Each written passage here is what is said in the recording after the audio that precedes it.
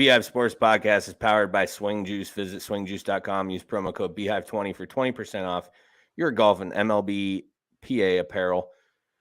A lot to get to tonight. Starting the show off with Dragon Card giveaway. We have 5 of them. I just happened to type out 5 trivia questions that are related to the show and Dragon football. So hopefully we get a good amount of viewers in here, or else somebody's going to win all 5 of them. Also tonight we got local shout outs, a lot of those to get to. Buzz and Buzzkill, Deshaun Watson and the 11-game agreement that was made, Lamar turning down a contract, a couple other things in the NFL we're going to get to. Sports history, nothing special, just the August 22nd edition, just whatever happened today, because couldn't think of anything that would make sense with everything else that was going on. I did try to find, I tasked Hagberg with getting me 5 historical facts about the industrial tournament, and he was like, I have no idea where to look for that. So I was like, okay, pass. Sketty on Jimmy Garoppolo and his teammates, right? Is that a good way to phrase that? I suppose. I don't know what else we'd say. We'll explain later. Things that sting. Follow up to the Aqib Talib deal with the youth football shooting. Follow up to a breaking news in the Brittany Griner saga. This is good. You had to have seen it. Did you see it? Yes. Okay, don't say anything. Gotta keep it hush hush till we get there. And then 1, 2, 3 news stories we'll get to. And then in my hive, fan rant continues. NFC West will be good. We have everybody but the Seahawks. Dwight is going to be on his own in the AFC West. The Chiefs fan, Fredo backed out. Hunter's mom backed out. And we couldn't find a Chargers or Broncos fan. And Nick Pace wouldn't do the Broncos because he said Don Brown made fun of him. All right, let's go.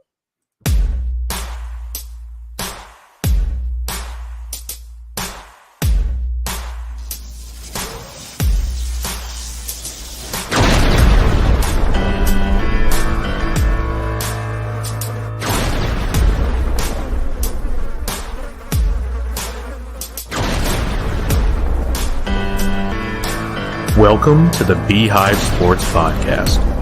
Here are your hosts, Joe and Sketty.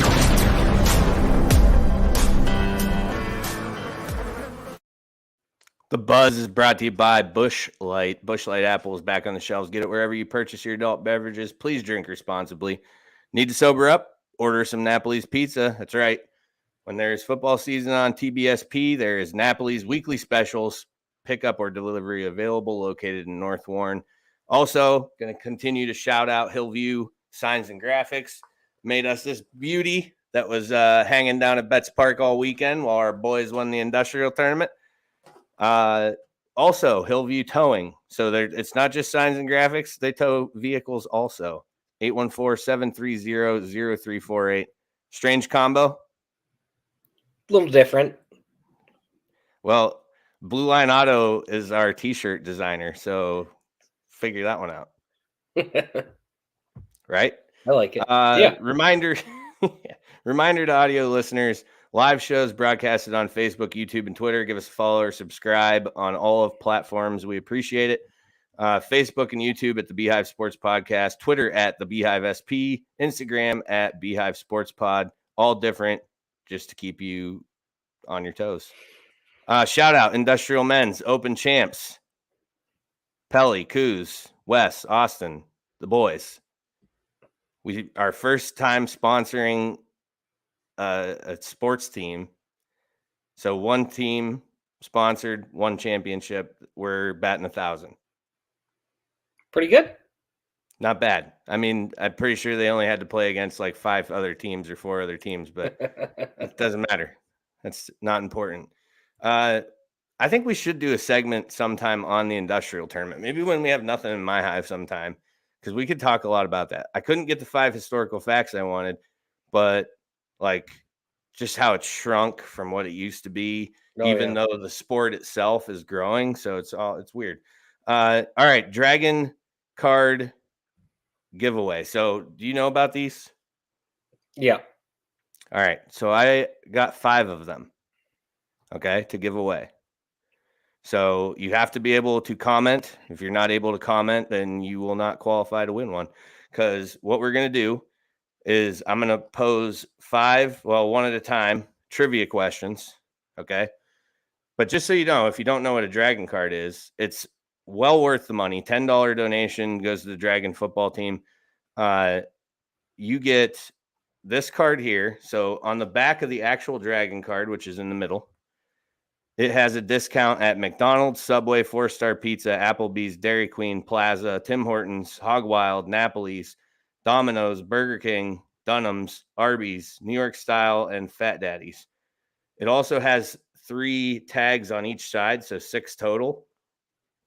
It's like additional deals that you have to actually turn the card in, but the card itself you keep all the time, and you get mad discounts at all these places. So it's worth it. $10. It pays for itself in a trip to McDonald's and a trip to Dairy Queen.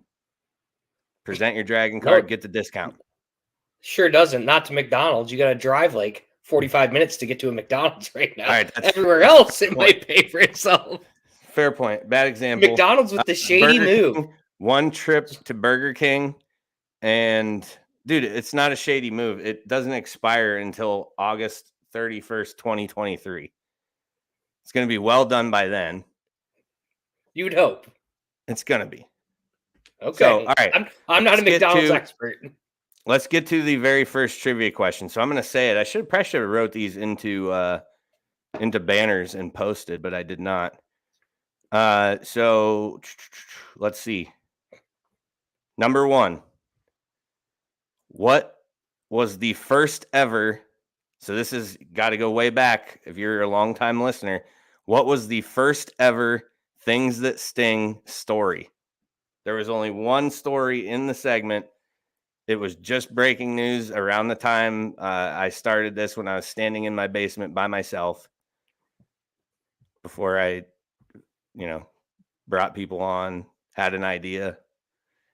So we need somebody in the comments. What was the first ever Things That Sting story?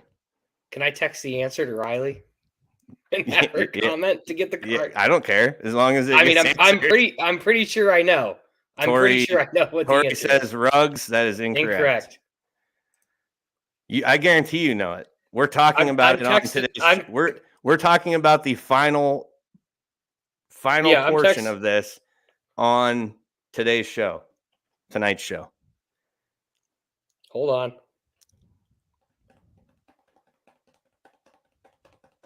I can't believe nobody's got this. We talk about it like almost every week for the last 2 months. And it was the very first, when the story first broke. So I'm going to say it again. What was the first ever Things That Sting story? Deshaun Watson, we have a winner, Hunter Geckel. Son of a bitch. I'm yelling at her now. You weren't fast enough. Riley, you're too late. Son of a bitch. So, all right, first Dragon card goes to Hunter. I got to write that down because I have to remember who wins these. Hunter. All right, so I guess I don't need to pick up a different one each time. I'm giving away 5. All right, the next question. See, Pelly's on it too now. Just too late. Yep. Yeah, Hunter got it. So, all right, we're moving on to the next one. Number 2. Which current national champion wrestler from Penn State was a guest on the Beehive Sports Podcast? I'll say it again. Which current national champion wrestler from Penn State was a guest on the Beehive Sports Podcast? This wasn't that long ago. What, beginning of May? Yep. Around then, somewhere in there. Sounds about right. I don't know. So this is for the second Dragon card.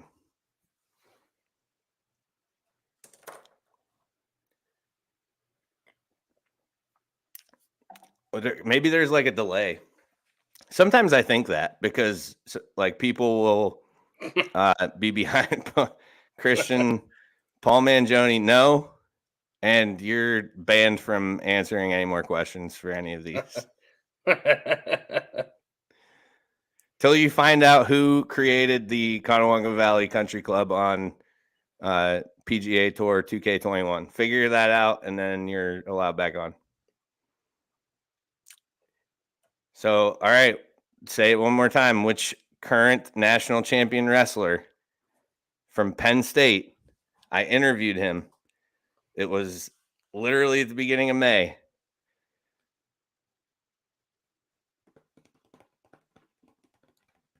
Are you texting Riley to give her the answer? Hunter again. She's asking me what the answer was, and I was like, literally could not think of his name. Hunter got it again. So Hunter's going to win all 5 of these. Carter Starachi is the answer. Interviewed about, I think it was the beginning of May, episode, I don't know, 12, 10, 11, 14, somewhere in there.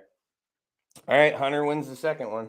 He's got 2. He's gonna have to have his own giveaway when this is over with. All right, for the third dragon card. This is easy. This is just a race to whoever types it faster and gets it in. What is the name of the field in which the Dragons host their home games? Easy one. Super easy. Riley should know the answer to that one on her own. Yeah, she should, but no, she lost again. Nope, she didn't, because Dave. Oh no, who got it first? Holy smokes, those all came in Dave fast. Wilson. No, Dave Wilson did not. I got John Sittler. Yep, I got you Sittler have? too. Yep. Okay, John Sittler, correct. War Memorial Field. Very good. Did somebody say? Who put Someone Legion? said Wait, hold War on. Memorial. Oh, Tori said Legion. We're talking about football, Tori. Legion Field. All right, John, congratulations. I will get you your dragon card. All right, question number 4. So I have 2 more left. This is a good one. If Dave Wilson is still in the comments on this one, I'd bet you he will win on this.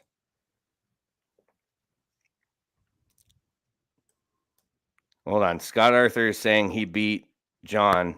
By the way, our comments, on the way our comments are going, it says Sittler, he actually Pellegrino, lost to Wilson. Pelly too. Yeah, you're in 4th place. It's all, I don't know. Anyways, okay, here we go. 4th dragon card. Dragon football assistant coaches Sean Wilson and Greg Miller were both captains during which senior season? Oh, Christ. No one knows that. Oh, Dave Wilson does. If he's still in here. Oh, Jody's raising her hand. You don't have to raise your hand, Jody. You're also married to Sean, though. So there it is. Dave Wilson, 2001. Congrats, David. I got your dragon card for you. I'll get that to you. All right, number 5.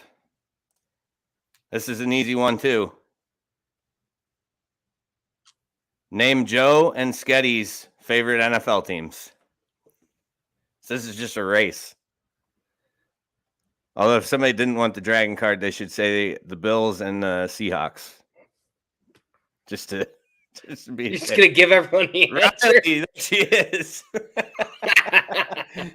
Riley made it. Okay, congratulations, Riley. Bills Niners, bang bang Niner gang. Hunter, there we go. Patriots Hawks. Yeah, that's close. All right. That was cool. I'm glad that I love that everyone knows it's the Hawks because the Rams aren't real competition. It's hard to pick on someone that you just own yearly. Good work, listeners. All right. That was cool. I'm glad we did that. It was just an idea that popped into I was picking up mine the other day and I was like, I should get more and toss them. Did you like the questions, Scotty? Yes, they were good. Not bad. I thought of those today. Hunter says, give one of his. All right, hold on. Now the cards are getting passed around. Riley says, woohoo, congrats, big win, big winner. Sittler says, I will donate my dragon card to Asher B. I already have one. He can use mine. So if you want, John, you tell me right now. If you don't want that winner, I can come up with another question right now and throw it out there and we'll give it back away. So you just let me know. Andy McIntosh, now back to our regular scheduled program of hating on Sketty. All right. Sittler says do it. So, okay, hold on. On the spot, got to come up with a question. Who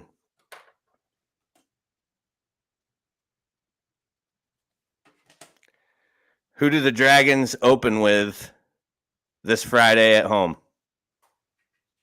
What team do the Dragons open with this Friday at home?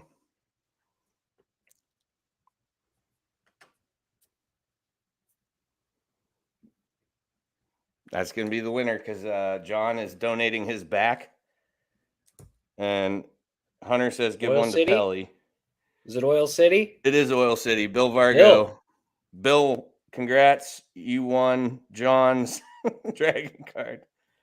So I will get you that and everybody else. All right. That was cool. Thanks, everybody, for chiming in. That was fun. We should do some shit like that more. I have a bunch of Busch Light stuff here still. Actually, we need to hop on that because we got credit for that catalog still. We need to get some Busch Light stuff. Do some live giveaways. Good stuff. All right. Moving on. Local shout outs. Okay, so this is interesting right off the bat. The other day I'm working with Kyle.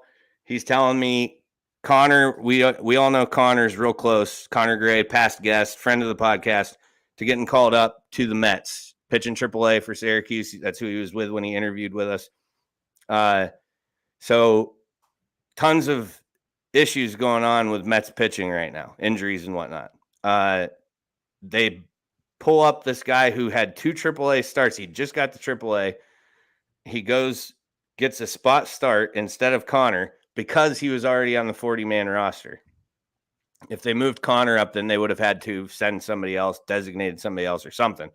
So he gets called up. Jose Budo spot starts. Don't mean to root against the guy. Probably a good person, right? Yeah, sure.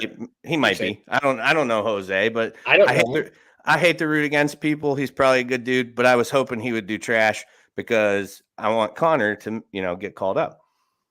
4 innings pitched, 9 hits, 7 runs. That's pretty good. Yeah. So he got completely shelled. However, so I wasn't going to say anything about this. I spoke with Kyle earlier, and we were just going to wait and see how things play out. However, I saw Kyle's mom put a post up on Facebook anyways. So I'm here to tell you, the Mets are starting a 2-game series with the Yankees. DeGrom and Scherzer should be pitching both of those. However, they have pulled Connor to the taxi squad, which means he'll be at Yankee Stadium, but he has to be activated to the 40-man roster in order to play. But he's there. So, if they are going to activate him, he's there ready to go. Now, if he remains on that through the weekend coming up, then they have I think it's a 3-game. It might start Thursday. It could be a 4-game series against the Rockies, which means the potential for a spot start during that time is up there. So yes, like Tori said in the comments here, even if he doesn't get in, what an experience. Hell yeah, he's literally watching Scherzer and DeGrom pitch from the clubhouse at Yankee Stadium the next 2 nights. It's wild. So, yeah. No, yes, that is correct, John, but it's from, unless Kyle's texted me within the last 20 minutes, it is taxi squad as of right now. And I have not heard anything otherwise. So, still cool either way. I mean, he's this close. You know what I mean? Yep. So, we're going to have to just see how the weekend plays out and get Connor back on here sooner than later to tell us about that, because that'll be a wild story, I'm sure. Shout out to Connor. Yeah. It's pretty awesome. The post that Lynn, his mom, put up was really like a mom post. You're chasing your dreams. This is so awesome. It's so cool. And Kyle, I know, is a Yankee fan. I don't know if Connor was, but to be there at their stadium, playing against them, of course, but either way, still badass. So shout out Connor. local football. Shout out to Nick Bryan, first career travel football coaching win. We gave Dwight one last week. Nick gets one this week. The Warren Hogs with a 8-0 win over Port Allegheny. If you follow the Facebook page, posted the video courtesy of Emily Boozer. Ty Bryan, the GOAT, strikeout king. He connected with Wyatt Wilson, 45-yard touchdown. It was a pretty awesome play. The video is really cool. So if you haven't seen that, check that out. It's just a few posts down on the podcast page. Then Ty actually connected with him again for the 2-point conversion. The only scoring play of the game was between those two. So Ty finished with 142 passing. Wyatt Wilson, 85 yards receiving. Parker Kaiser, 69 total yards, 57 receiving, 12 rushing, 5.5 tackles, and a pass breakup. That kid's doesn't leave the field. Yeah, doesn't leave the field, sounds like. The Hogs host Coudersport on Wolverine Mountain this coming Sunday at 1 p.m. Their games will be moved to War Memorial once like the field's done. And according to the article I read today, going to be done and ready to go by Friday. I had some insider info that the stitching or something for the logo is what the actual holdup could have been, but sounds like they got it figured out. So the other Warren team in the Travel League, Warren Dogs, fall in OT 6-0. Shout out Dwight Damcott, first career loss. Dwight's going to be on here later, so we'll pick on him about it then. Blake Peterson, 57 yards rushing and team's leading tackler, along with Tanner Stewart and Colin Havers. Grant May registered an interception. Articles and stats are all brought to you by Your Daily Local. Just wanted to throw that out there. That's where I find this precious information that I share in local shout-outs. And there was no word on there when the Dogs' next game is. But like I said, Dwight's coming on tonight, and he's going to be the only one representing in the AFC West. So we can talk about whatever the hell we want. NFL Little Legends. Got to recognize my defending champion Buffalo Bills, coached by Charlie Anderson. Beat the Titans 24-20. Max Papalea had a day. 3 touchdowns, 3 interceptions. Not bad. We're just happy the Bills can beat the Titans someplace, right? I'm going to mute your mic till I'm done.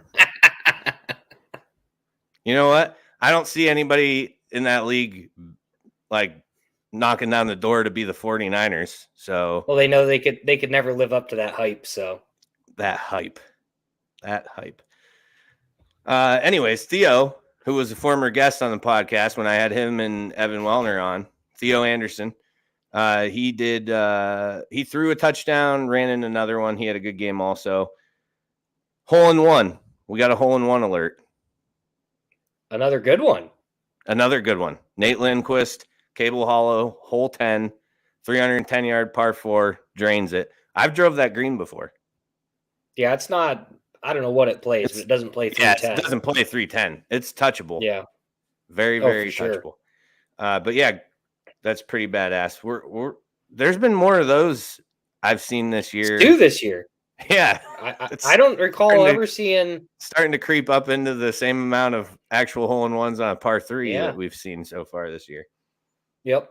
Last local shout out, my little buddy, Will Nabinski, named the captain of the Dragon soccer team. So I wanted to give him, he shot me a text and was like, hey, I got named captain. He's all excited. I'm excited for him.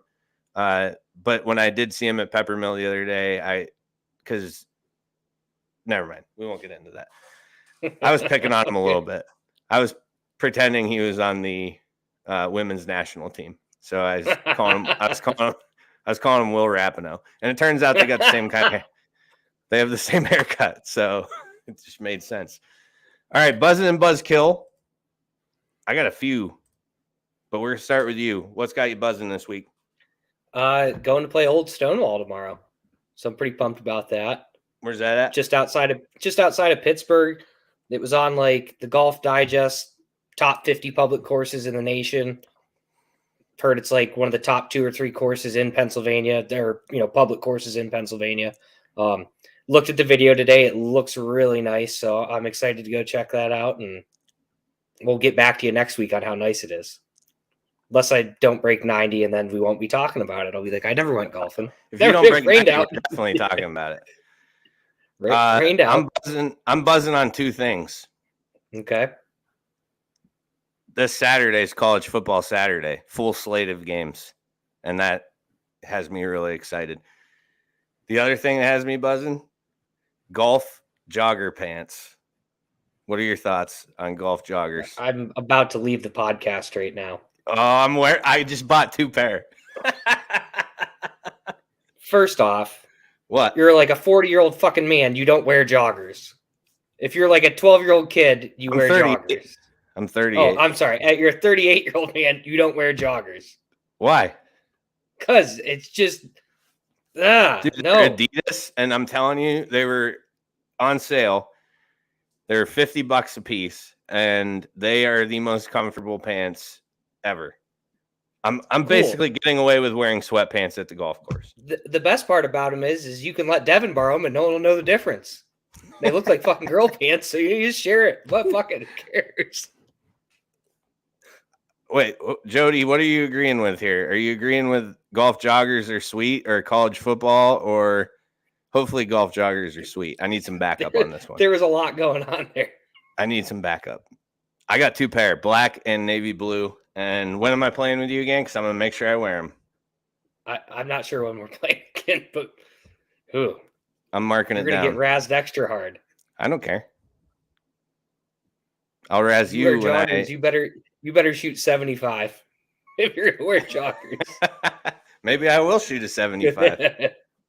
You never know. Maybe they're just what I need to get over the hump in my golf game. Yeah. No? All right. No. Well, I love them, and I'm Might going as well get a golf hoodie too while you're at it. Wear your hat backwards. Andy McIntosh says, I want you to wear them so Sketty leaves. Thank you, Andy. Kendall says she supports the joggers. Jody Rafalski, I say yes to joggers if they're comfortable. Look at this. You notice that it's only women saying yes to the joggers? I don't care. It doesn't I matter. haven't seen a single dude be like, yeah. John Sittler says, like when George Costanza dated the girl who didn't care about appearances. Thank you. Thank you, John. Pointing that out. All right, Sketty, what's killing your buzz? The fact that you just said you're buying joggers. I don't know. I didn't really have anything good, but now I do. Your joggers just killed my buzz completely. For that, I know for that $50, I could have got 2 chocolate milks at Peppermill. 2.5, bud. 2.5. All right, what's killing my buzz? This is way off. And well, actually, last week I did a Netflix show, right? For what's got me buzzing was Woodstock Trainwreck. So Devin started this new one, and I'm watching it with her. We've only watched 1 episode so far, and I'm still like, my mind's blown already. It's called The Most Hated Man on the Internet. Have you heard about this at all? Me and Riley watched that. Yeah, You did watch it? Yeah. Okay, Yeah. so you're gonna know exactly what I'm talking about. Yes. All right, so episode 1 of The Most Hated Man on the Internet. So if you've never seen it, and I won't ruin like anything, but the gist of it is this guy, Hunter or something. Yeah, I don't remember his name. Hunter something. He starts a website called isanyoneup.com, which I guess this was like in like 2012-ish. I never heard of it even back then. I don't remember this ever happening. Nope. But basically, he was stealing nudes from people and posting them on this page. And then, like, it just turned into, like, a complete shit show. Well, the one girl, Butthole Girl. Butthole Girl, yep. Are you familiar? You remember? Yeah, familiar with Butthole Girl, yep. So the part where she becomes Butthole Girl on this website and she likes the attention, she's, like, thinking she's going to make money off of it. That Hunter dude says, I'll give you money, whatever. And there's a scene in episode 1 where she's like, all I wanted to do was be Butthole Girl so that I could provide a good life for my kids. Yep. Yeah. I just like, my jaw had to have been on my lap. And I looked over at Devin and I was like, and we just were both like, what? Yeah. the fuck is even happening here? This is absolute insanity. So I still have to finish it, but I think Butthole Girl killing my buzz. I think there's 2 or 3 episodes. It just gets worse. It's just it gets worse than that. Yep. Oh, I thought they like start you off strong and then ease you into a smooth ending. Nope. It gets weirder. It just is just out there. Excellent. Real out there. Well, I guess yeah. Well, I'm on afternoon, so it's tough for us to watch it, but we'll have to figure out a time that we can finish that because episode 1 just left me with so many questions. Yeah, they answer a lot of them. It gets worse. Great. All right. Where are we at? NFL and NFLPA agree to 11 games for Watson. So this is obviously, I believe, the end of. Hold on. Revert. Did you see this comment? Yeah. Bro. Butthole Girl definitely approves of golf joggers. Man, I shouldn't have brought that up. No, I don't care. I'm proud of them. I don't care. I take that back. I'm glad I brought it up. You guys can all eat dicks, everybody who wants to make fun of me for it. Wait till I beat you wearing golf joggers, Sketty. You're gonna be won't happen. Yeah, it won't will happen. It will happen. It's like when Kobe scored the 81. I will go snap every one of your clubs if I think it's even close to me losing. Ain't gonna happen. So if I'm rolling in around and I'm keeping it close to you, you're just gonna like toss them all in the pond. I'll be going full Scotty Scheffler, walking in your fucking line, bending the putter when you're not looking. If it's even close. That's fair. Be hiding your putter. I don't know what you did with it, bud. Better putt with the sand wedge. It's gonna. I'm determined now. I got some fuel, tackling fuel. All right, Deshaun Watson. Let's get into it. So this is it, right? Is this the last time we get to talk about the whole saga? I guess I don't know, unless something else happens with it. But it seems like this is putting it to bed now. 11 games. There's a fine of $5 million for him. The Browns and the NFL are each adding $1 million to that. $7 million to support nonprofits that go into the idea of sexual assault prevention. So, 2 things. First, let's start with his first game back is in Houston against the Texans. Shocker how that works. So you can't tell me they didn't just thumb down the schedule and go right here looks good. Yeah, like 11's a weird number. Not 10, not 12, just 11. Yeah, it is. It is strange. And hey, I mean, NFL's king, right? Yep. They do things like this because now everybody's gonna be watching that game. Not only is it his first game as a Brown since 20 whatever month he played last, but it's also against his team where all the animosity was and all of that. So it'd be beautiful if he doesn't even start, which I think it's an entire real possibility. Like that he doesn't start that game. Yeah, I mean he's going to be away from the team for 11 weeks. He didn't look good in the preseason. If the Browns are like in contention, whatever, and Brissett's if they're like 7-4 going into that game, you're not rolling Watson out there? Yeah, that could be true, but you're also talking about the Cleveland Browns. Well, they'll probably be anticipating a potential good decision. They'll probably be 4-7, and it won't matter. Then they can just roll out there. Also fair. The other thing, and I didn't even have this in my notes. It was just something that I watched. I don't know, a couple hours ago. Just thumbing through YouTube, and Rich Eisen brought up a really good point that I haven't heard anybody else mention, and it was a pretty long video, his segment on this. But in a nutshell, if you read Watson's press release, which was clearly written by the NFLPA, it says, I take responsibility for my actions, something along those lines. And then if you listen to him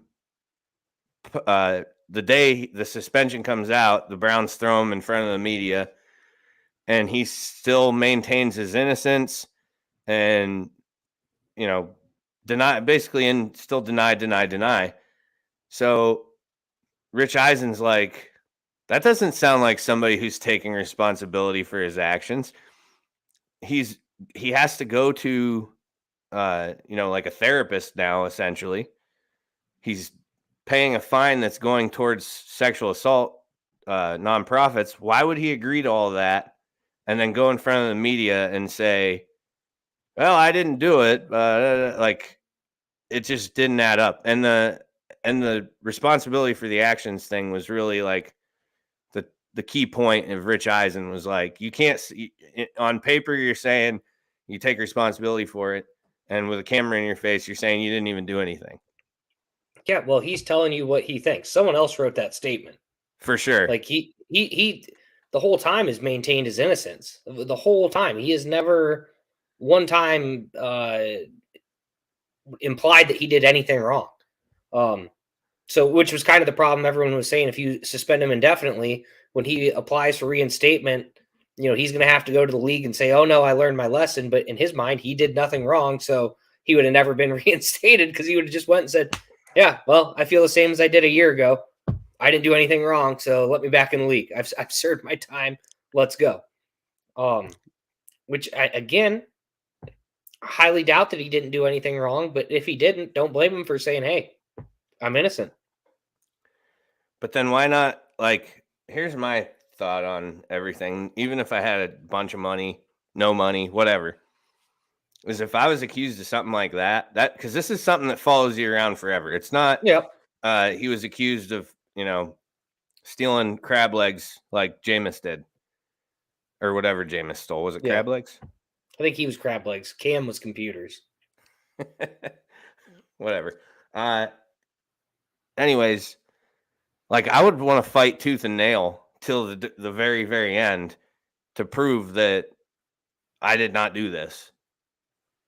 That's just my take on that. I mean, having worked cases of similar nature and stuff like that, like, those people who didn't do it and want their name cleared, like, they fight to the end. So to me, it's like, I get the whole, it's going to cost you more in court and lawyer fees and all that. Like, I understand all that. But to me, like, they settle these types of cases because they don't want information to come out at those hearings. You know what I mean? Yeah, I mean, it could be that, and it could also be he wants to get back on the football field, so he's like, fuck it, whatever we got to do to make this go away so I can get on with my life. Right, but he's getting on with his life. Like, he will be. Did you see the video of him playing in Jacksonville? Like, the fans, the fan videos. I heard it was. Yeah, I heard the fans are nasty. Yeah, and he's gonna get that everywhere. Like, that's gonna happen. Jose Altuve still gets booed every time he gets up to bat in away stadiums, and it's been 2-3 seasons since any of that, right? And he still gets booed when he comes up to bat for sign stealing scandal, not sexual assault, which is obviously way worse. Again, guy wins the Super Bowl in Cleveland, all this goes away. You're still going to have the fans that hate him, but after 4 or 5 years, it'll just be the haters still remembering that this was a thing. If he wins. If he's bad, then he's going to go down. This will be his legacy. So he's just got to win. We've seen it with multiple other people in sports get accused of something terrible, kind of get away with it, and fans forgive them as soon as you start winning.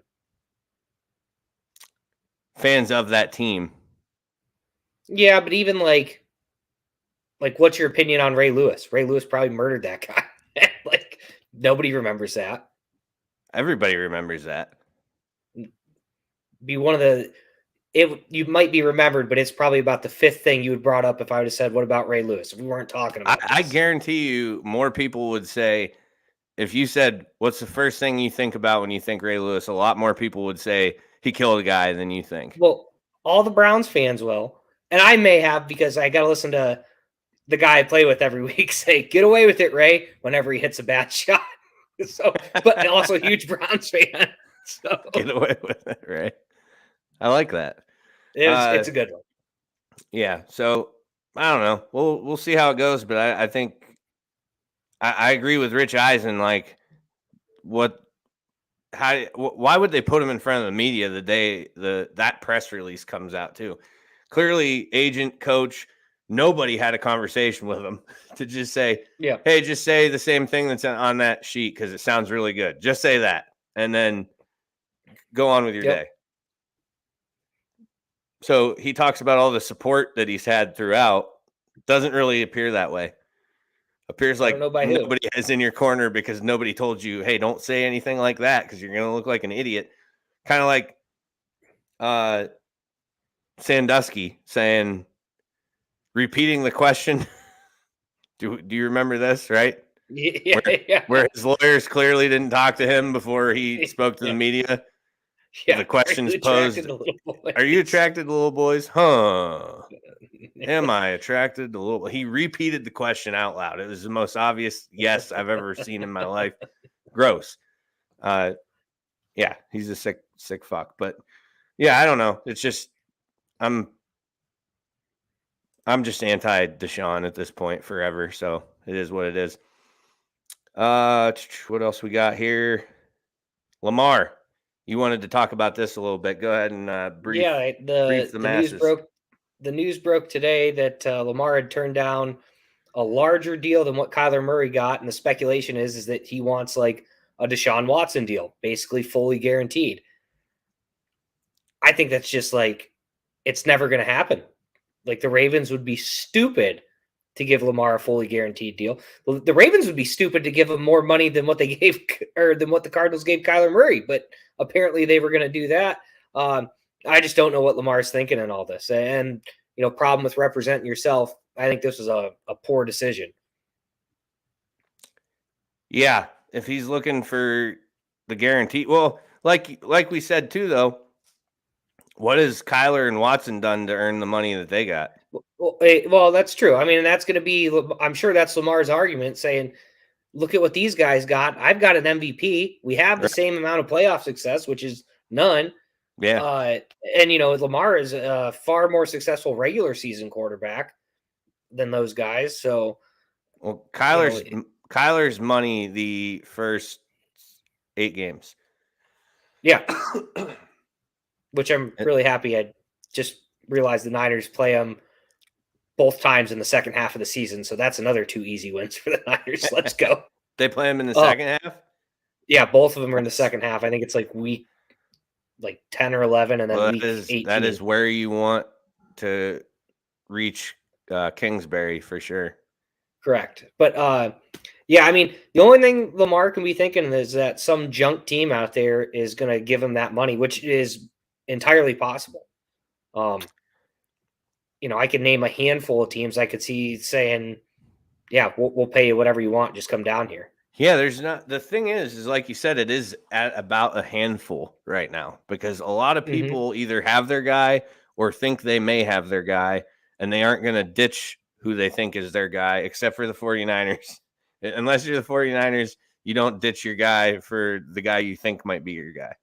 Well, that was unfair, though, because if Jimmy didn't get hurt every year that he was there, he would be the guy. They would have never done that. It was not Jimmy's ability. It was Jimmy's ability to stay healthy.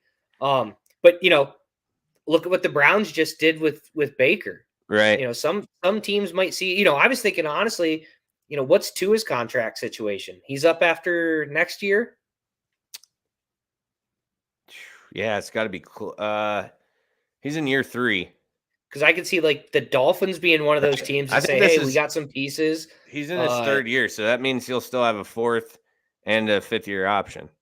Yeah, I mean, you got, just off the top of my head, the Dolphins, the Saints, potentially the Panthers in a year, the Texans for sure. Yeah. There's going to be the Seahawks. I think right now the Seahawks next year would pay him whatever the fuck he wanted paid to come up to Seattle, and Carroll would figure something out for him. I just think, he's got to know that he's going to get his money from someone. As long as the Jaguars in the league, you can get paid by somebody. So yeah, he's just going to do what he's got to do. I just don't think it'll be actually the Jaguars in this scenario. But they have Trevor Lawrence. Yes. Yes, but there's going to be teams out there. The Falcons are one. Yeah. Panthers. So I mean, Panthers. Yeah, I mean, there's a lot. There's a lot in the NFC that so we did speak on Kyler. Let's talk about the Cardinals again, because it has been brought to my attention after a trade that took place today, because I always rip the Cardinals. I can't stand the Cardinals. I hate Kyler Murray. Anybody who listens every week's aware of that. But we remember draft night when the Baltimore Ravens absolutely just went full highway robbery and got a first-round pick from them for Marquise Brown. Well, let the victimization of the Cardinals continue, because today they gave up a fifth-round pick to the Bills for Cody Ford, who is an absolute pile of trash offensive lineman who's second-round pick like 3-4 years ago. He started his career rather well. The decline has been steep, and I couldn't believe when I saw they got a fifth-rounder for him. Nick Mullins was a conditional seventh. At least he's like somebody who may end up contributing to that team. Nick Mullins is not very good. Yeah, he's not good, but if he could very well end up being the number 2 in Minnesota. Yeah, I mean, like, if Kyle Shanahan gets traded to the Vikings somehow and sets up a perfect offense for him, he might be okay. Like, I'm saying he's going to be a number 2. I'm not saying he's going to light the fucking world on fire. I'm saying he could be the number 2 quarterback. He's not. I don't think he's going to beat out Kellen Mond, but I mean, I guess it's possible. Why would they? You don't know, but you don't know right now. Questions if they traded for him. Cody Ford could start in Arizona. You don't know. Why would you? Don't know. Why would you trade for a draft pick, conditional draft pick, for a quarterback if you had your number 1, 2 cement, or your number 1 and 2 cemented in stone? Unless you plan on keeping 3. Well, could be keeping 3, and there could be an injury situation we don't know about. Also possible. But what would that have to do with anything right now? They could sign somebody to fill in camp. Well, yeah, but I'm saying, like, you might have something going on with Mond or Cousins that is lingering, and they're afraid it's going to sprout up. You don't know. You're not trading for Nick Mullins to be like, I just can't see a situation where you're thinking Nick Mullins is going to be my number 2. He's not good. I know everyone fell in love after the 4-week special he put on there with Shanahan when Jimmy was hurt, of course, but he's not good. He's not a very good quarterback. Yeah, I know. I watched him play against the Bills a couple years ago on Monday Night Football. Yeah, how'd that work out? Super good. Great. I thought it was great. Super good. But anyways, the Cardinals make dumb trades. That's the point that I'm trying to make. Well, here. I feel like they're probably dumb, but we could be looking at this, 13 weeks from now going. If Cody Ford starts in Arizona, you should hope for that. You should be hoping for that he's starting in Arizona. Because if he is, the D linemen are going to be eaten all day long. All day long. He's not good at all. He was horrible in Buffalo. Well, after year 1, maybe year 2. Wasn't good. I'm just saying. All right, last thing before we get to our first break here. Tom Brady. So we remember, what was it on that Brady said?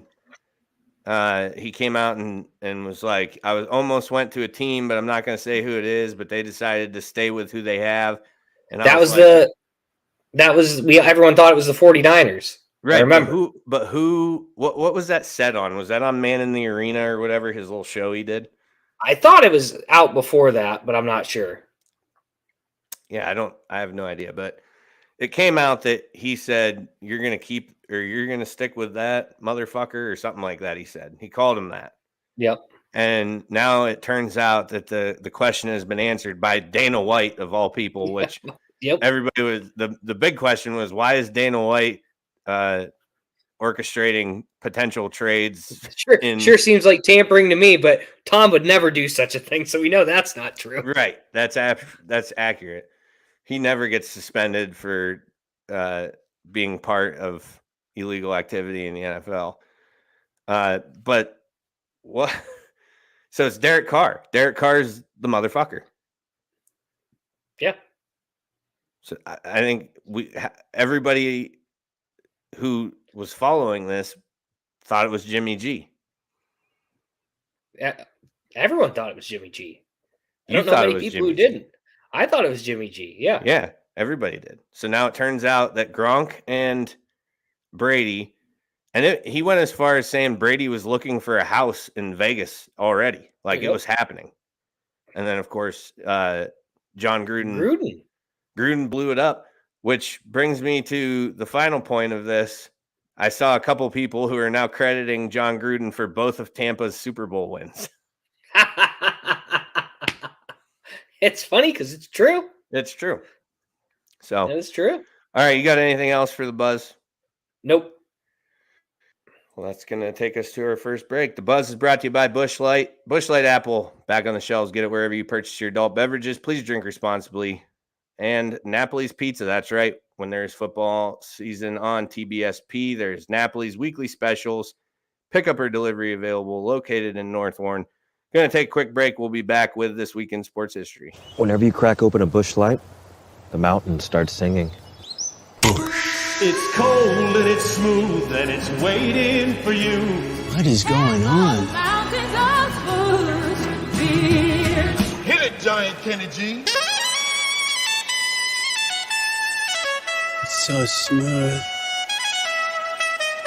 Head for the mountains of Busch Light Beer. Hungry? Watching the game? Order some Napoli's Pizza, voted the best pizza in the Times Observer Reader's Choice every year. Homemade, hand-tossed, delicious hot pizza, stromboli, salads, subs, and so much more. Located in North Warren, come on in or call 814-723-7455 and ask about our specials. Pickup or delivery available 7 days a week, 11 a.m. to 10 p.m. Again, that's 814-723-7455. Hi, this is Brian Hagberg, and I wanted to take a moment to tell you about our new website, yourdailylocal.com. Your Daily Local is your new home for news, sports, and events in Warren County and beyond. Our goal is to cover the people, places, events, and happenings that matter to you in a variety of ways, including writing, video, and audio. And the best part? All of our content is available for free. Head to yourdailylocal.com to get the news you need when you need it.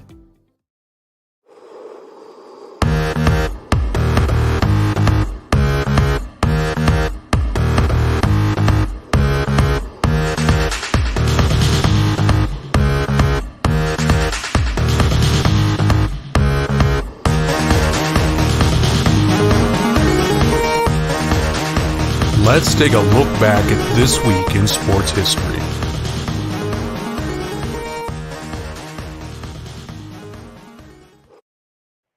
This Week in Sports History is brought to you by Your Daily Local. Visit yourdailylocal.com for the news you need when you need it. 5 fast facts, because we got to cruise a little bit. That was a long segment. Oh, yeah, we're a little behind. Yep. We're a little behind. All right, August 22nd edition. Number 1, 1927, Yankees slugger Babe Ruth hits his 40th home run during his MLB record 60 home run season in New York's 9-4 loss to the Cleveland Indians at Dunn Field. Number 2, 1946, baseball approves a 168-game schedule, but later rescinds it. Isn't that everybody's major gripe about baseball for the most part? If you're not a baseball fan, people are like, season's too long. Yeah. But then they watch like a NASCAR race every Sunday for 9 months. Well, it's one a week though, bud. There's not 6 races a week. There is, just not in one. There's like 3. Yeah. Yeah. Fair. And some of those guys drive more than one of those, right? Oh yeah, some of them drive all 3. Yeah. All right, 1972. Rhodesia is expelled by the International Olympic Committee for its racist policies. I had to throw some bonus facts in here. You ever heard of Rhodesia? Sounds vaguely familiar. It was an unrecognized state in southern Africa, from 1965 to 1975 with a white-dominated government, and it is now what we know as the modern Zimbabwe.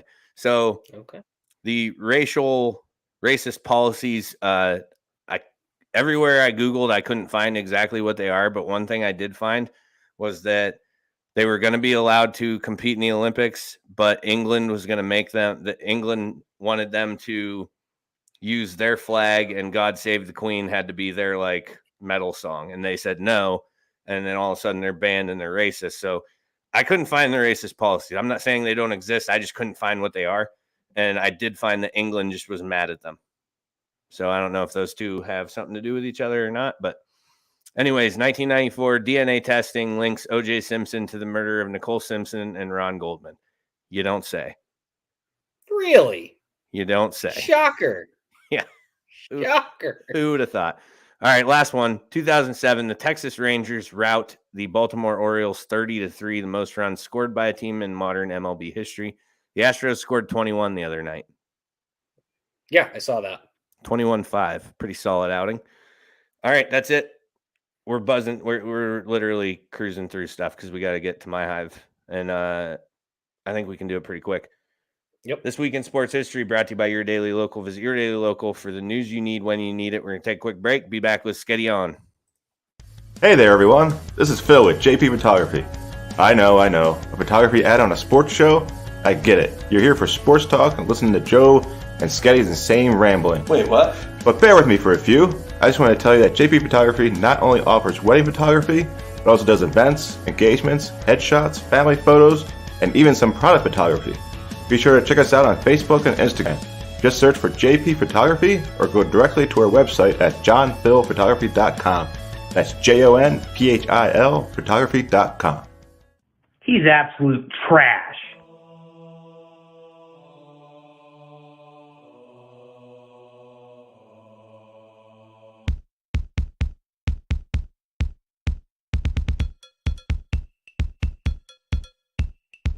Sketty On. Let's have a listen to what Sketty is on this week. 0% chance that works. This week's Sketty On is brought to you by Complete Roofing Systems. The best the business has to offer, matched with the best prices. For your free estimate, go to crsroofingteam.com or call them at 716-640-4609. All right. The music's been cued. Yep. Well, it's not on Shady McCoy anymore, but I'm going to tie him into this. I forgot to change that, didn't I? Don't worry. I'm going to tie him in.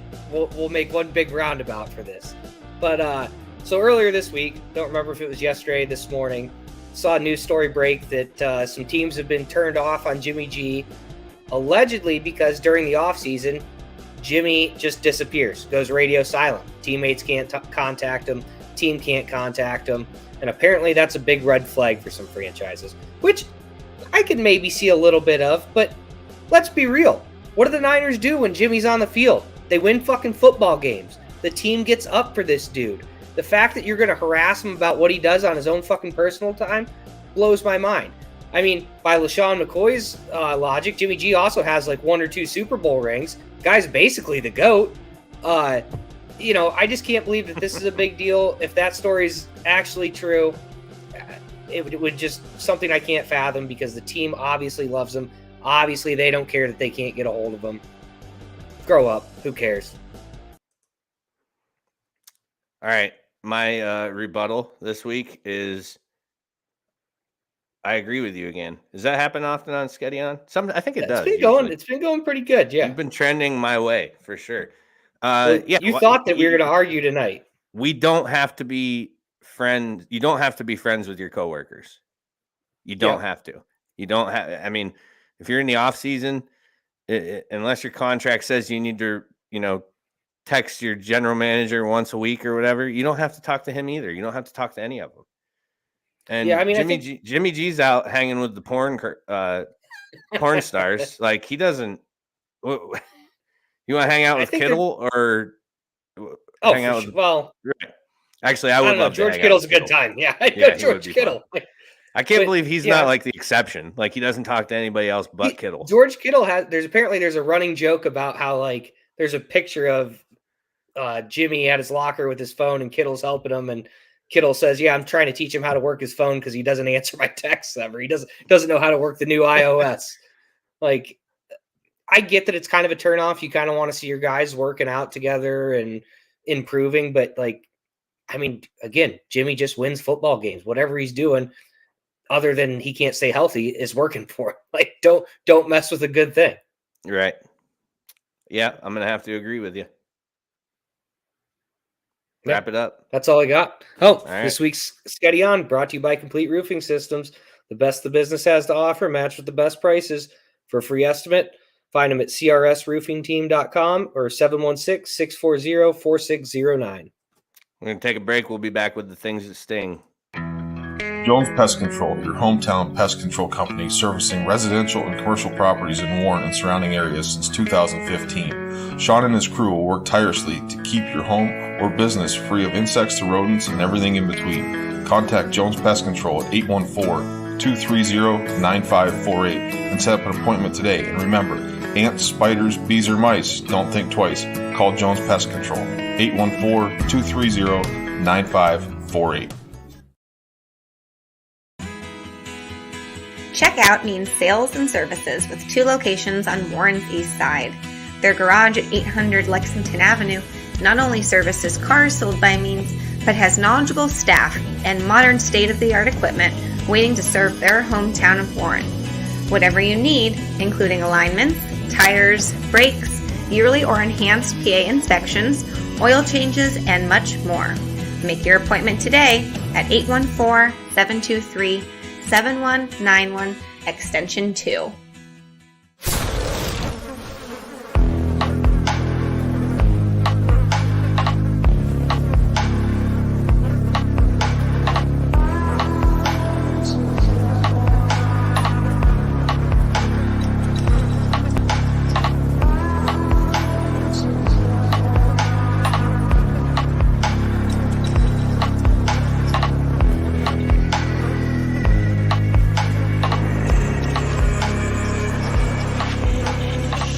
It's now time for the things that sting.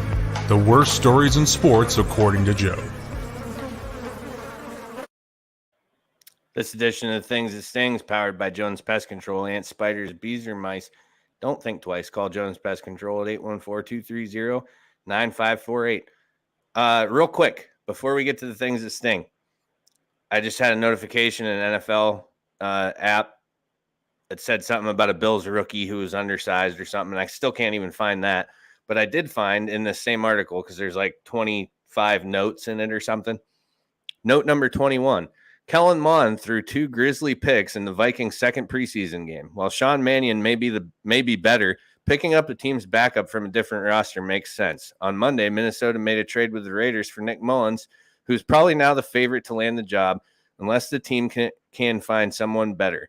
The Rams can't cut John Wofford or Bryce Perkins when they know the Vikings coach and former Rams offensive coordinator Kevin O'Connell is right there waiting to swoop in. So who the fuck is Mannion? What are they like? What are they going for? Third string? No, Nick Mullins is the favorite to land the job of backup to Kirk Cousins because Kellen Mond sucks. All right, we'll see. It could happen. We shall that see. Would be a Vikings move. Oh no, you threw picks in preseason. Like, those games matter. If we just blew a 3rd round pick on you. Let's get on to Nick Mullins. I like your consistency. Well, fucking preseason games don't matter. They don't. Just keeps them loose. Yep. All right. First one, we're doing 2 follow-ups of old cases that we talked about. Aqib Talib, obviously his brother was just charged with murder the other last week for the shooting death of Coach Hickman at a youth tackle football game. So the family of the deceased Coach Hickman wants Aqib charged after video surfaced of him pursuing Hickman and throwing the first punch. Video turned over to the police and more witnesses are now being interviewed. The Urban Specialists, which is the league's governing body that these 2 teams played in, are demanding more safety measures. No guns, no drugs, no smoking, no alcohol, bags checked, and more off-duty police officers working games. Isn't that interesting? I'm sure the no guns questions. That wasn't a rule forever. Yeah, guns are cool. You could shoot guns and do drugs, hot rail meth, but now you can't. No more, says the urban specialist. Talk about the no fun league. Jeez, no kidding. But yeah, I just found that interesting, and that they think like bags checked, okay, but it's probably not where I'm sure Talib's brother wasn't carrying it in a bag. Right? Just saying. But anyways, Aqib Talib is also stepping away from Amazon. He had just accepted a position with Amazon to do some analysis on the Thursday night games that they're taking over. And he has publicly said he's stepping away from that position. I don't know if it's permanent or if it's just a hiatus while this all, comes undone or what. But yeah. So I don't know if they're reviewing footage and there's more to it, then I'm sure other charges will come down. Like I'm kind of, I didn't watch the video, but they said this is what was in the video. I'm confident that he'll probably get something out of that then, if they want to, especially if the family's like, pursuing it. So next up, this is a good one. Dennis Rodman said Saturday that he plans to visit Russia to seek the release of Brittany Griner. Quote, I got permission to go to Russia to help that girl, Rodman told NBC News at a restaurant in D.C. I'm trying to go this week. So now listen to this. Go ahead. I thought North Korea guy was this dude. Does he bringing him in? Apparently he in like 2014 or 20 something in that range, he visited Russia, and when asked in an interview about Putin, he said he's cool. So dude, all these guys love Rodman. Isn't that weird? It's awesome. Like the most evil pieces of shit in the world, and they're like, Dennis Rodman gets through to them somehow. Of all people. I love it. So this is where I'm confused. Senior Biden administration official has said he is more likely to hurt than help. Quote, it's public information that the administration has made a significant offer to the Russians, and anything other than negotiating further through the established channel is likely to complicate and hinder release efforts, said the official. Who gave him permission then? Yeah, fuck that idiot. Yeah, right? Who gave him permission? If like he's saying I got permission, who did he get permission from? Did he call his mom and say, "Hey mom, can I go to Russia?" And she's like, "Yeah." When I hear I got permission, and I feel like he'd just been in contact with somebody in the government, right? You're talking about the same motherfuckers who are about to trade the merchant of fucking death. That's true. For a basketball player. Yeah. Well, and the best part is it's public information that the administration has made a significant offer to the Russians. Yes, and the Russians made it clear that they didn't want fanfare. So you already pissed them off by announcing it to everybody because they wanted to look like they were doing something to get Griner back, which I understand that piece, but that's not the way it's supposed to be done. So they already fucked it up.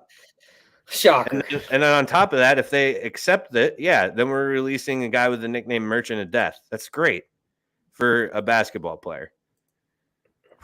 God bless America. Amazing.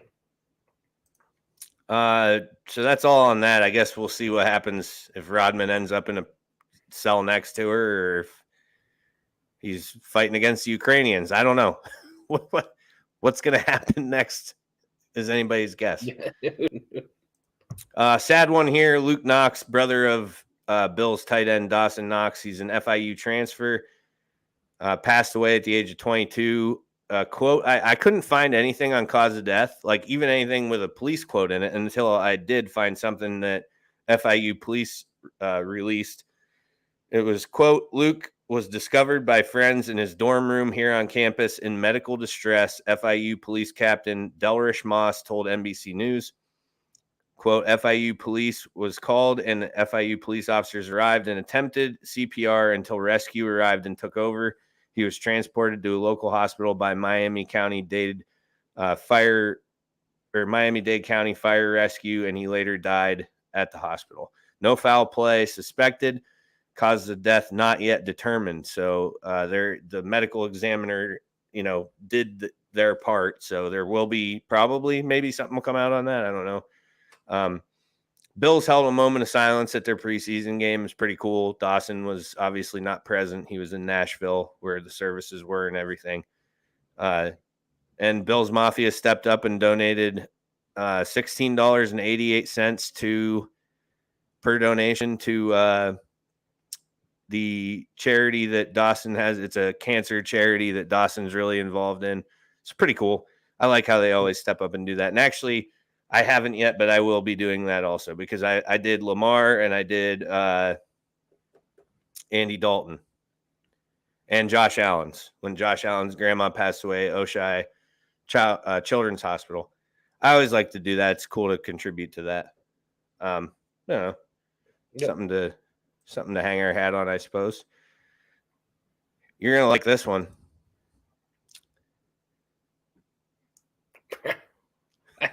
Explain. Hosted the Eagles yesterday in a preseason game. Okay. Fans in the parking lot selling shirts that said, "Bitch, give me a massage." Shocker. Not a shocker. They have some dandy shirts out in the parking lots at Browns games. Now, always. Not that this is comparable, because obviously the two are not. But you remember way back in the day when Marshawn played for the Bills and he was in a hit and run accident up there where he fled the scene. I did purchase a shirt that said Marshawn can hit whoever the fuck he wants. I thought that was funny, but these ones I don't find fun. I mean, it's just bad. It's not good. Yeah. I hope that they don't sell. Hope they don't sell too many of those. All right, last one before we get into fan rant. Blake Snell. Now this is pretty wild. Blake Snell is involved in a traffic accident on Interstate 5 as he was heading home from Petco Park after the team's series opener against Washington last Thursday night. He had been pulled over for an alleged traffic violation and was in his vehicle on the side of the road when it was struck by another car coming down the interstate. The driver of the car that struck Snell's vehicle is suspected by police to be driving under the influence. Snell said his own car skidded about 12 feet after it was struck. He came away uninjured, and his brother, who was with him in the vehicle at the time, was treated for minor injuries related to whiplash. And Snell was good to pitch. He pitched the next day. So that was, he's lucky. And actually, the interview with him went a little more in depth. He talked about how his cell phone went flying and he was like, what the heck, couldn't believe what was happening. And he immediately looked over to his little brother and asked if he was okay. But the move over law, I mean, that's why, of course, if somebody's DUI, they're probably not moving over anyways, but the move over law, that's why this is in effect. This happens. I mean, a lot of people probably don't even know it, but me, who follows a bunch of police pages on, my social medias, this happens a lot. Like way, way more often than a lot of people know about. So if you see a traffic stop ahead of you or something of that type where you see emergency lights or tow truck lights or anything, move over. Okay. Not that difficult. And you could save somebody's life. Because what a lot of people don't think about too, and this is something we learned at EVO, try this sometime, but somewhere safe.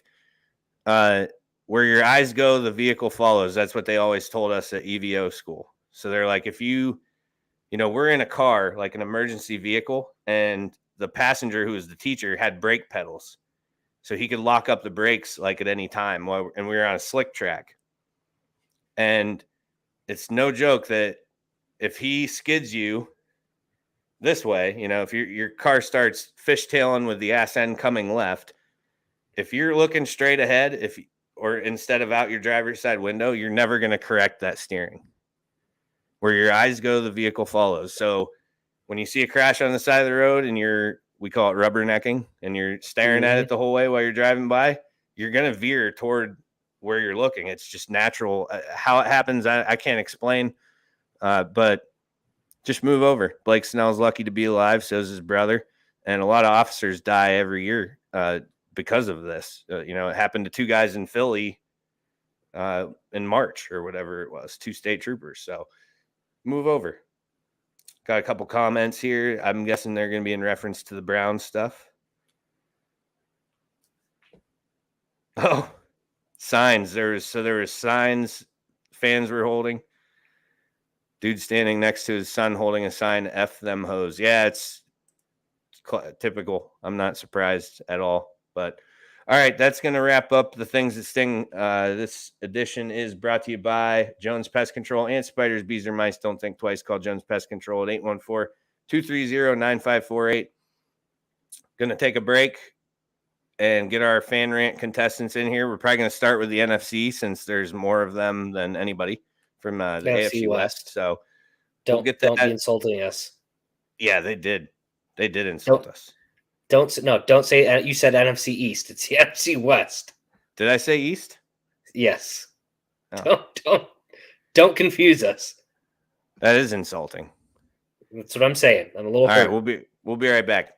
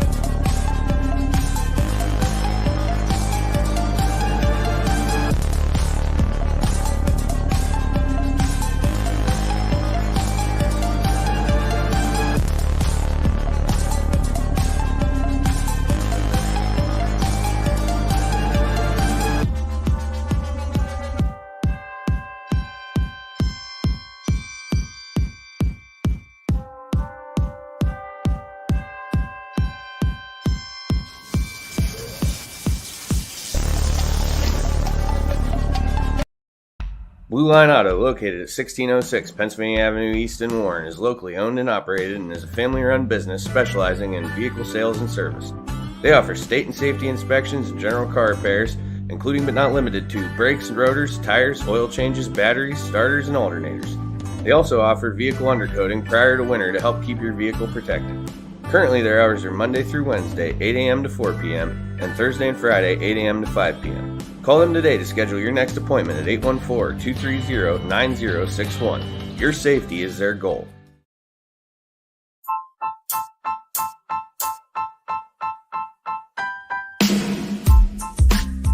Hi, this is Ryan Klein, the host of the new pop culture podcast, Me, Myself, and Rye.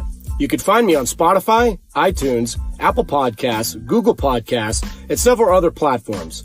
Special guests, breakaway shows, bonus episodes, cold beers, and a whole lot more.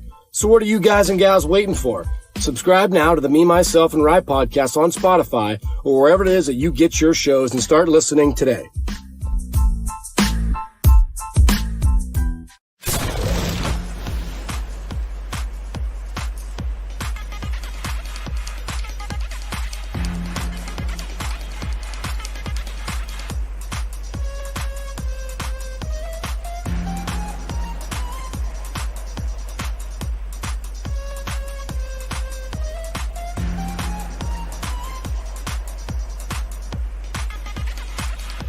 My High, Joe and Sketty's very own world of sports.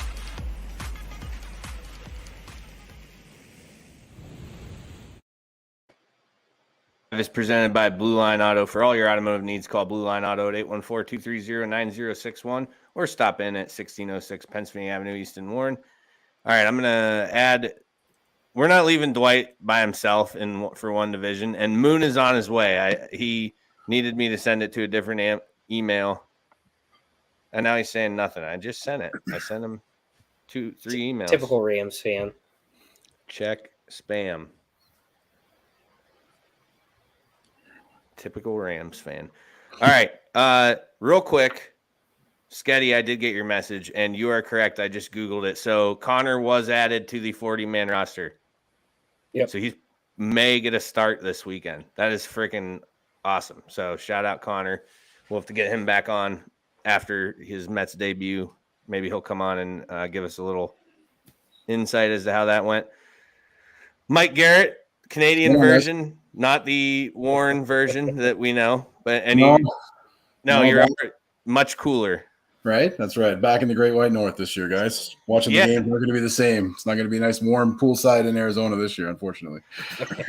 Dwight, thanks for joining us. Fresh off, I did shout out your first loss. I don't know if you heard it or not. Not yet. I'm behind. Well, I shouted out your first career coaching win for youth tackle football, so I had to shout out your first loss as a youth tackle football coach. I might as well cover. It's going to be the only one. So, all right. Tori, where'd he go? Went hiding. I don't know. Tori, can you hear us?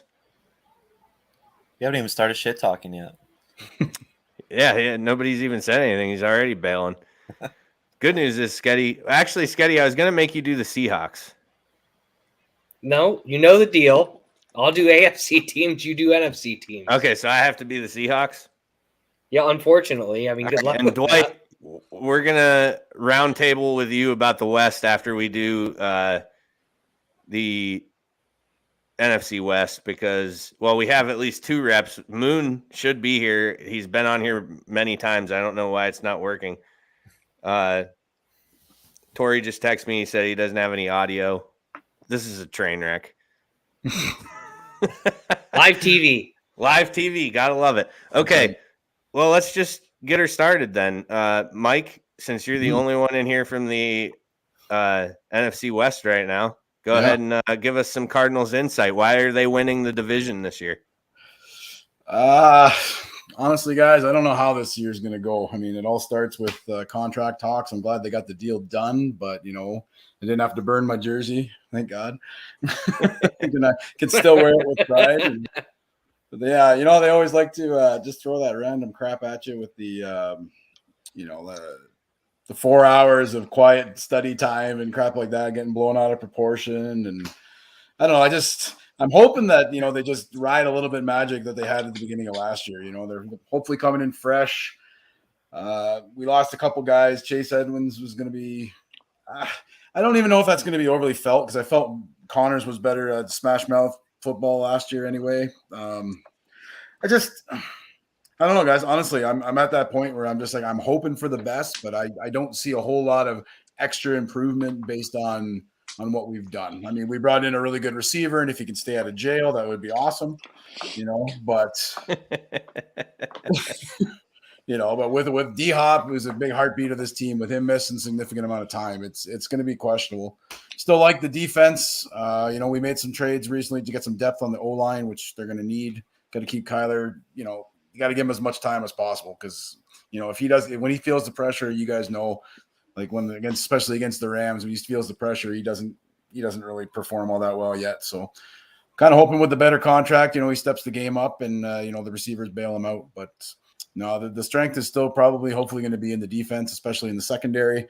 I'm expecting big things from Budda Baker again this year. Byron Murphy had a great start to last year, tailed off, so I'm kind of hoping he builds on that again.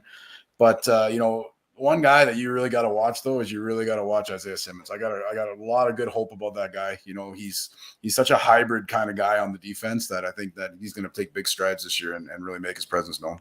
Is he his second or third year? Third year. Yeah. Third year. It's time to go. Yeah, it would be, because I know he was a lot of hopes for him when he was drafted by them, for sure. And he had a lot of draft hype. He did. Tori, can you hear us now? Yeah, can you hear me? We can. Yep. That was tough. Yeah, I don't know what's going on. Moon can't even get in here, so I don't know what's happening. That's why I work on cars, not on electronics. Let's see what he says here. Yeah, I'm going to try sending him another one. In the meantime, Tori, tell us why the Bang Bang Niner gang, led by Trey Lance, is going to win the division. I know you want me to start there, but the easy answer is the defensive line. I mean, your 2022 Defensive Player of the Year, Nick Bosa, anchoring the defense. I mean, they returned did we even lose anybody significant? Not on that side of the ball. Getting pressure with 4 is huge. I could play DB for those guys when you only got to cover for 3.5 seconds. And then obviously the offensive side of the ball, Trey Lance. I know you don't want to hear this, Sketty, but he's going to be 100 times better than Jimmy, and it's going to happen this year. It's a bold statement. All the things that everybody says about him are the same things they've been saying about Josh Allen since he was a rookie. The only difference, our roster, 10 times better than the Bills was when he was a rookie. Great run game.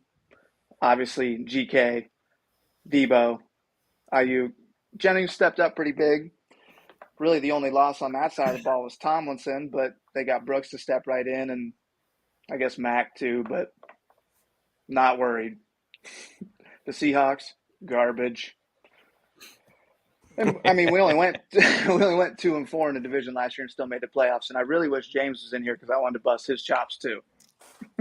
James won't go toe to toe with any of you guys until it's over and they won. Right. Because he knows the Niners own the Rams. The Seahawks are no problem this year, and we get the Cardinals in the second half when they fucking blow. We're going 6-0 in the division. That's a lot. Now we do got to play the AFC West. That's going to be tough. That'd be a little tricky. Just beat down on Russell Wilson. Good thing. No problems. You should wish you had to play their fans because they don't show up. Poor Dwight, the only one here repping the Raiders. All right, so if I'm doing the Seahawks, the answer why the Seahawks are going to win this division this year is really simple. They aren't. As soon as the Niners release Jimmy G, because they're too stupid to find a trade partner for him. Even if it's just junk, just get something for him before you end up releasing him. And when you release him, Pete Carroll's going to pounce on him. Jimmy G's heading to Seattle, and he's going to lead them to why? Because Jimmy's the GOAT. He's going to lead them to a division title. You said it yourself, Sketty. 2-time Super Bowl champ. Jimmy G, GOAT. All he does is win. He's going to stay right in that division, and he's going to give Kyle Shanahan nightmares, and it's going to be awesome. I think Jimmy G's going to be sitting the bench all year. They'll just hold him. Fuck it. Who cares? Spend the money spent. Who gives a shit? What's I mean, if $27 those are million your to win a options, Super let him Bowl? sit on the bench or go to Seattle. Let him sit on the bench. Well, Oh, that's what I'm saying. Let him sit on the bench. Week 4, when the Browns realize that Brissett's fucking terrible, they'll be calling him begging for Jimmy.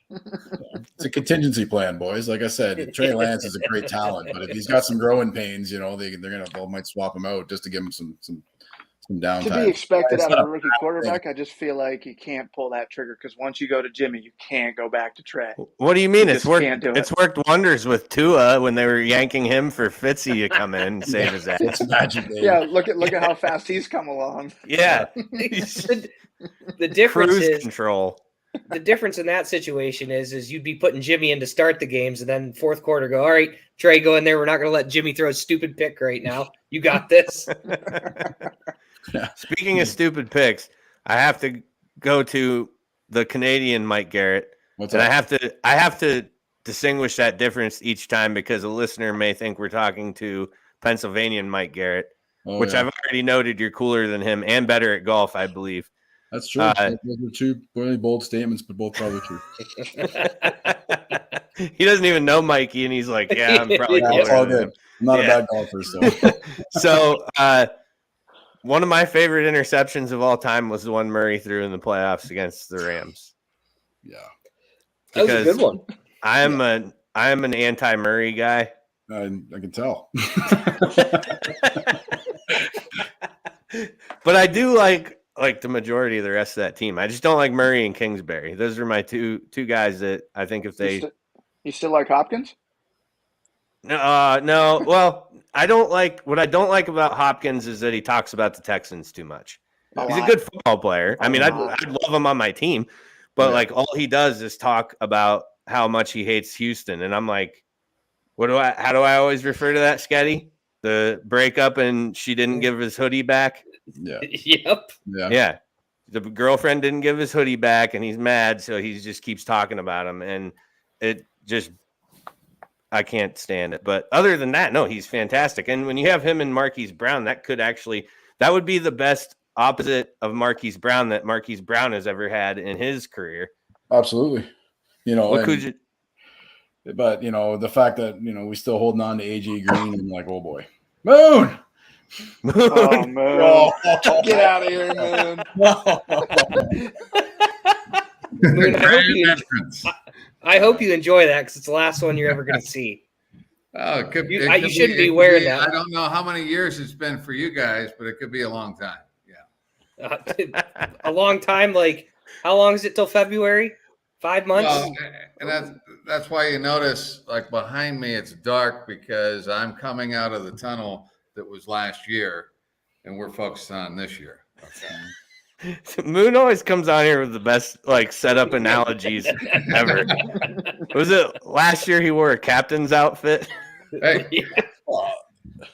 Oh, he still has it. He still has the hat. Yes. Oh boy, here we go. It's too early. It's too early to sail to Arizona just yet, but it's coming.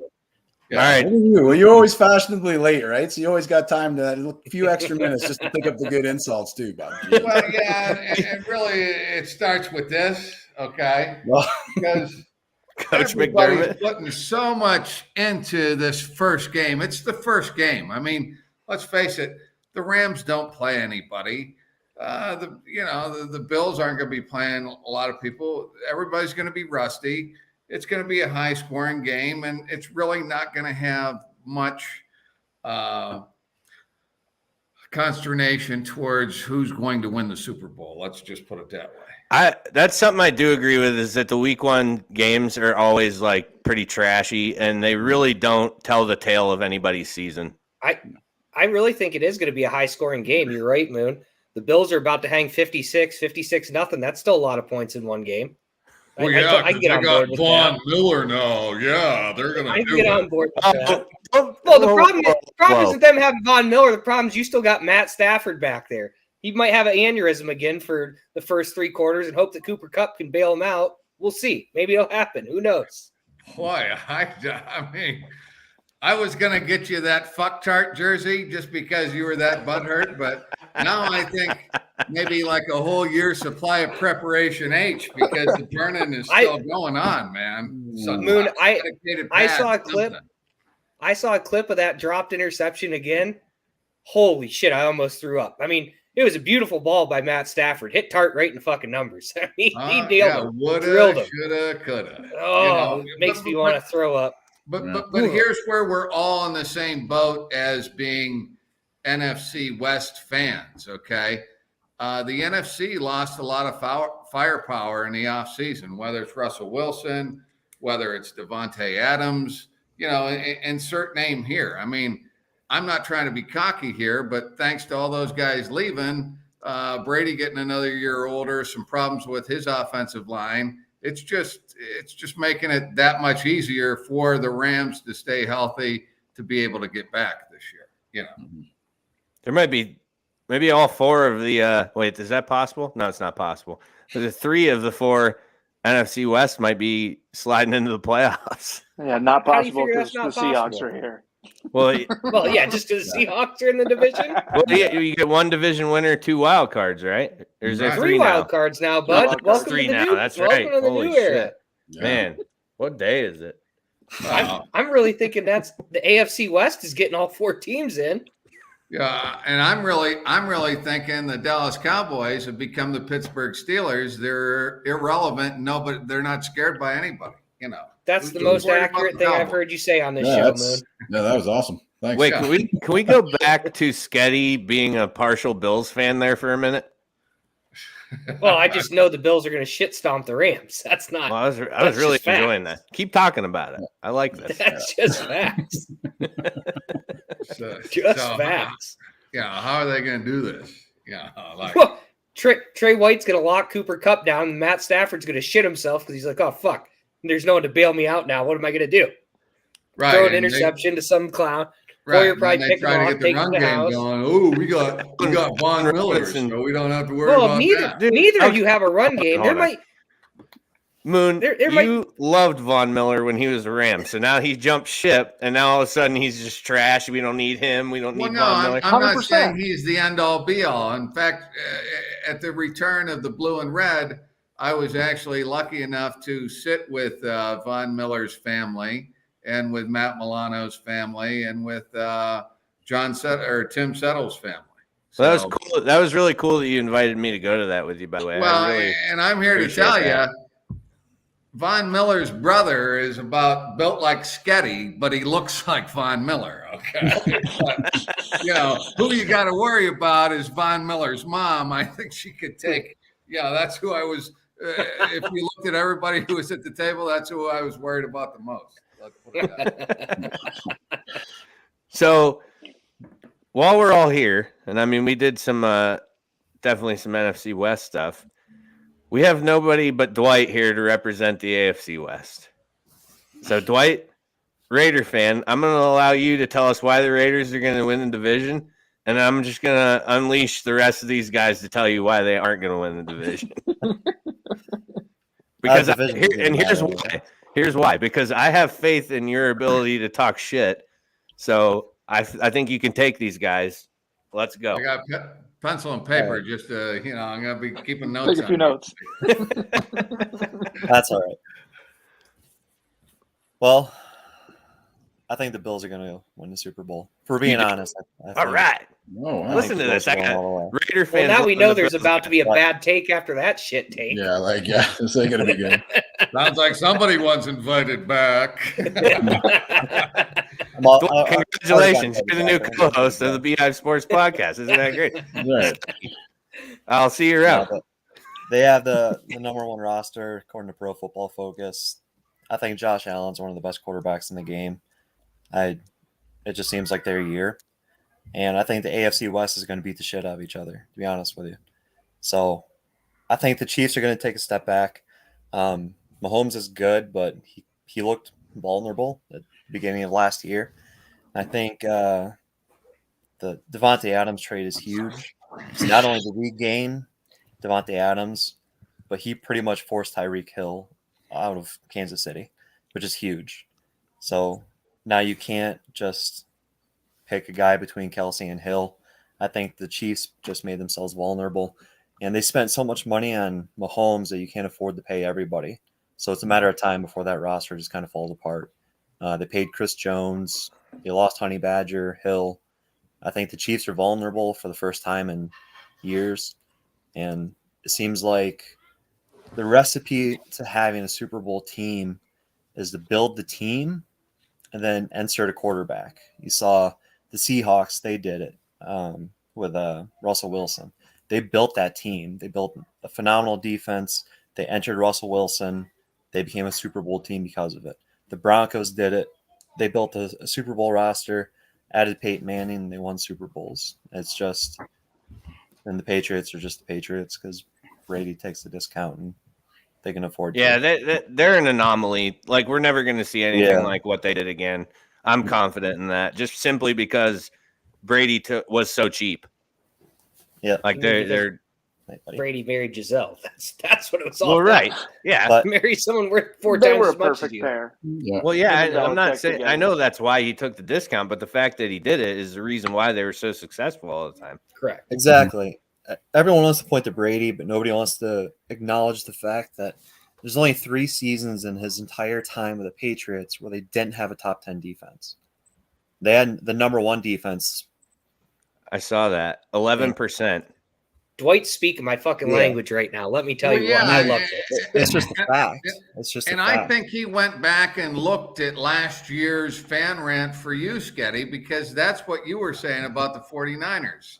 You know, because we got this, we got that. This guy went here, this guy went there, and at the end, they just couldn't get it done. And Dwight, did you one drop fucking pick, Moon?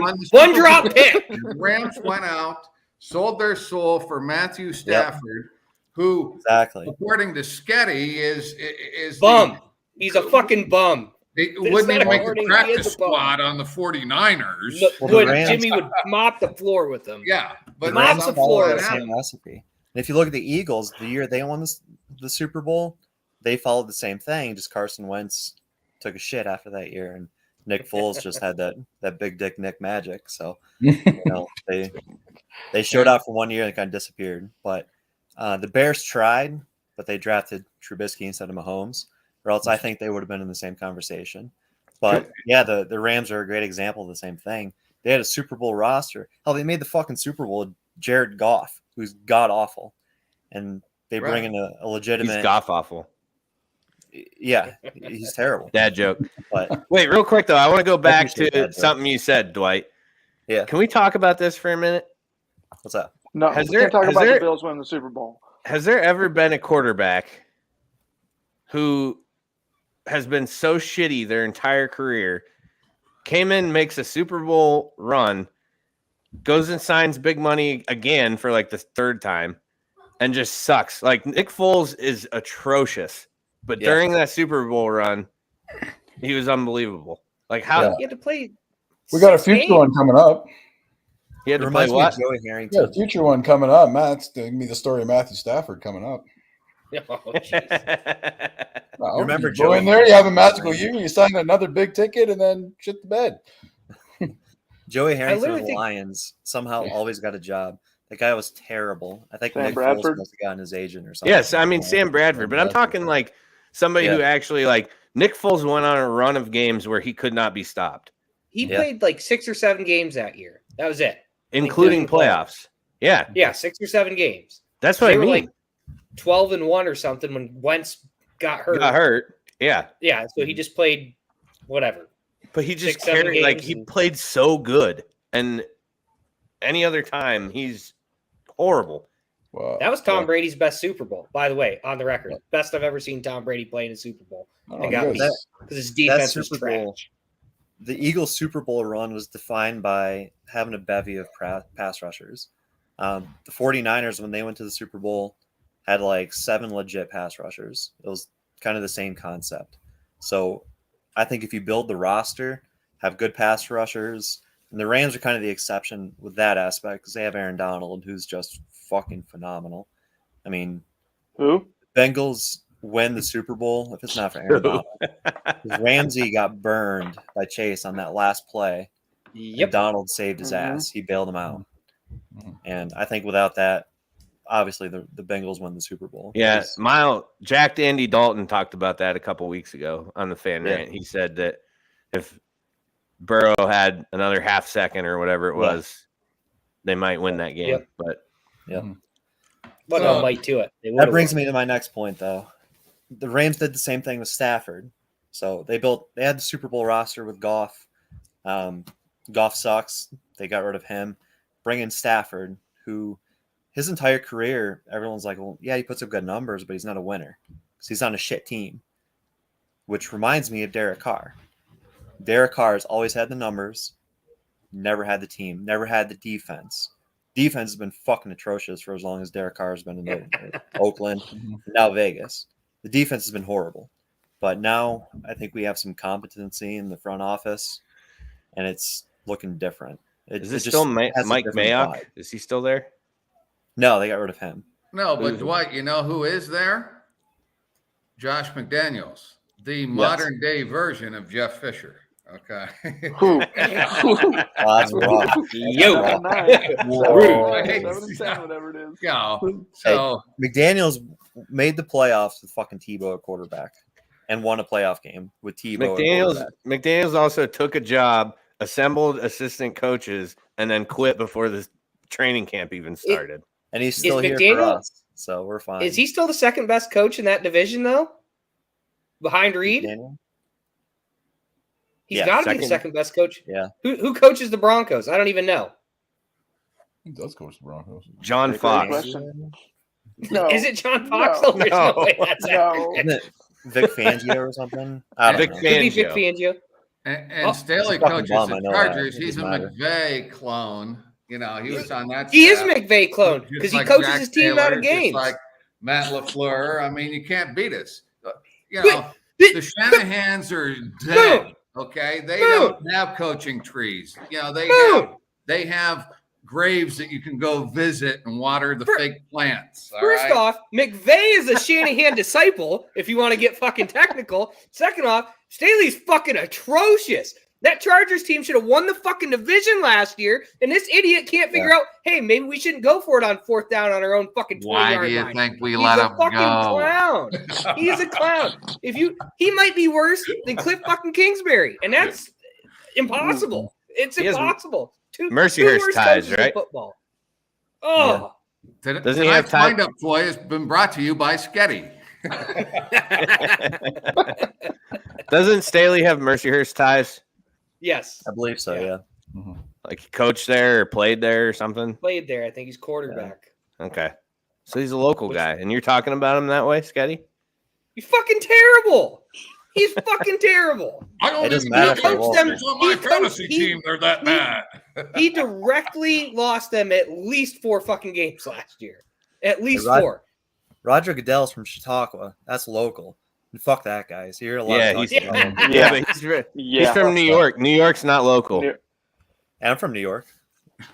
You live in Pennsylvania. Yeah. You're a Pennsylvanian now. Yeah. Because New York sucks. If it wasn't for Fuji, the best Japanese restaurant of all time, and the Buffalo Bills, I would never go to New York. That's fair. No, I have no reason other than those two to ever visit that state. It's terrible. Yeah. Now it just smells like fucking Cypress Hill concert everywhere you go. So whatever. All right, Mike, tell me who's gonna win the AFC West. Oh fuck. Honestly, he's getting up for this one. I know. I gotta think about this, guys. I thought you fell asleep a minute ago, so that's why I wanted to ask you a question. Wait, would you kick him out? Where'd he go? I want to know part of it. Let me think about this when he leaves. That is the best thing ever. He just like ding dong ditched us. Pretty much. Geez. Okay, well, I guess we'll wait for Mike to answer that question. Tori, who do you think's going to win the AFC West? I mean, I'd like to argue with the Raiders fan, but I think it might be the Raiders. I think Russell Wilson's overrated. I think that the Chiefs are going to get exposed without Tyreek Hill, and I'm still not sold on Herbert. My man. Moon? I think it's up for grabs. I mean, same thing. I think that the Chargers are where the Bills were at a couple years ago, not winning the games they should, a young team, building that consistency.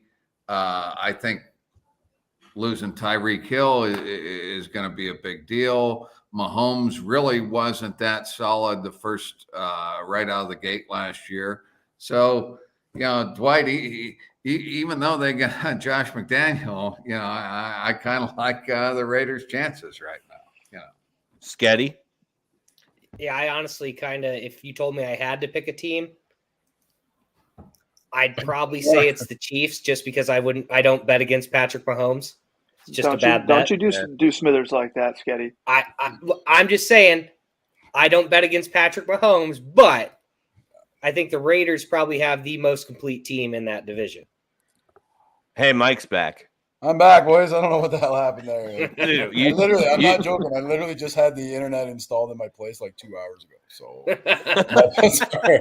Get him on the phone. I just moved. All right, it's all right. But no, I'm with Sketty on this one. To be honest with you, I have a hard time betting against Patrick Mahomes just because he's just an anomaly of a guy. Like, I mean, he's a great scrambler. Whether or not he's missing his best receivers and stuff, but. No, I'm agreeing with though the Raiders are the wild card in that one, whether or not they perform to their abilities or not. Mahomes, the only guy in the league that looks and sounds like a frog. You're right. He's an anomaly. That's true. He is an anomaly. That's true. He does sound like Kermit. And his brothers are winning. And like, I have trouble putting faith in a guy that puts ketchup on his steak. That's just un-American. Also a fair point. And his number one receiver at this point is a guy who is more TikTok famous than he is football famous. Absolutely. Hey, MVS might be the one. Don't you do MVS like that? Wow. Juju. Shows respect. Valdez-Scantling. Valdez-Scantling can't be their number one. No. Well, you think Juju can? Well, I don't think he can either, but Valdez-Scantling is Valdez-Scantling is a deep threat only. Trust me. I'm watching. Kelsey barely blocks anyways. Just make him your number one. Who? Yeah, exactly. Travis Kelce. Just sort of Kelsey 15 times a day. He's still going to catch it 13. Well, I would assume his production is going to about double. Oh, yeah. I don't think so. I've been okay, maybe not his production, his targets. He's going to see a couple more targets, but I think defenses are going to just key in on him and say, okay, let the other guys beat us. Well, you have to. Yeah. I mean, that's pretty much. There's no threat at Hill. You don't have Tyreek threatening you, taking the top off. Why wouldn't you? Yeah. Well, I agree. And then, you got Juju doing a TikTok during the middle of the play. Right. So you're good. Him just and watch Chase out for Claypool, MVS. man. Those guys. Great. The TikTok guys they'd kill me. So, all right. Any last words before we sign off here, boys? Well, I'm going to point out that the last year, so Pro Football Focus had the Raiders roster ranked 26th in the entire NFL. They had their receiving core ranked 27th. That's because they didn't know Hunter Renfrow then. But that's before they lost Ruggs. Mm-hmm. They lost Ruggs, and Carr comes out and has the most yards of his career. I mean, they lost one of their best players because he killed a person. That's hard for a team to cope with. We lost our coach. We're the first team since 1960 to make the playoffs with a mid-season head coaching change. And a lot of guys want to credit, Rich Bisaccia for taking over and kind of taking over the team, but it's Derek Carr. It's Derek Carr. It's all day. And he held the team together. He's the glue that held the team together. The guy is phenomenal. Everyone wants to shit on him because whatever his career, he's got the most losses in the first whatever of his career. Nobody gives any credit to the progress he's made since he was a rookie. He's come a long way since he was a rookie. He was a second-round pick thrown in with, was it Andre Holmes was his number one receiver? I remember him. He played for the Bills for a little while. I loved Andre Holmes, but he's like a special teamer, like fifth receiver, number 5 receiver, not your number one guy. Right. And now he's Devontae Adams, Hunter Renfrow, Darren Waller. He's still handing the ball off to Josh Jacobs. Now he's got a coach who had, 2 2,000 yards rushing between Damian Harris and Ramondre Stevenson, or whatever his name is, some 4th-round rookie out of who knows where. He got 2,000 yards and 20 touchdowns out of those 2 running backs. How many seasons did it take him to accomplish those numbers? 1 last year. Okay, just checking. But they ran the ball. They ran the ball. They had to because they have a bag of milk, Mac Jones, as their quarterback. Yes, Josh McDaniels got Mac. And if you ask Jones. Scuddy, they play the Bills twice a year. They're easy to run on, so that's probably counted for 500 of those yards. That is the most accurate thing that you've said yet. Yes, you play the Bills twice a year. That's free 400 runs. Yeah. Free. He got 2,000 yards, 20 touchdowns out of those 2 running backs. Josh Jacobs is better than both of them, and they're cutting Kenyon Drake. Yeah, because they don't need him. I mean, Amir Abdul or whatever his name is, old 2nd-round pick. Yeah, from the Lions. We got a Patriot. We got a Patriots fan in the comments. San Francisco had 72 running backs last year. Yeah. Hey, it was probably more like 74. just But Shanahan could take the cashier from aisle 3 at Walmart and turn him into a 1,000-yard rusher. I mean, yeah, if they the still have Patriots are known cashiers for at just Walmart. plugging in a running back and getting production out of him. Well, that's Belichick's been his draft style for the last 20 years. Is they juice them up, and then when those guys want paid and their contracts are up, they're like, hit free agency, we'll draft another. That's what they've always done. Yep. And he spends more high picks on running backs than he does offensive linemen, which is weird. Like Lawrence Maroney was a 1st-round pick. Damian Harris was a 3rd-round pick. He's taking guys in like the 2nd round. He prioritizes running backs in the draft, which is weird. Except for this year, he drafted a dude from Chattanooga who was Hunter. Well, if Hunter's still in the comments, he'll talk to us about it. He's really happy about that draft. Was that McKivitz? Well, he took a great offensive lineman, a great 3rd-rounder. He just mixed up the round. He took him in the 1st round instead of the 3rd. I fucking hope that this guy becomes a Hall of Famer because all the hate that he gets. I hope he is just. I do too, Quentin because he fucking Nelson too, just shitting on everybody. I'm actually in agreement with you on that because he went to Chattanooga, and that's where I did my internship, was for the Mocs. So I'm like, hell yeah, I hope he does great. I've never wanted a Patriots player to succeed as bad as I want this kid to succeed. Just him, though. Nobody else. Just him. Fuck the rest of the team. I hope everyone else lets everyone blow by, but he's pancaking dudes. But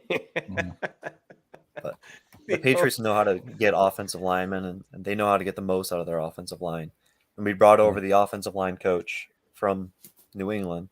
So, yeah, we kept pretty much the same old line, but I think they're going to shape up a lot more than they did last year. What's Derek Carr's contract look like? It's actually not bad.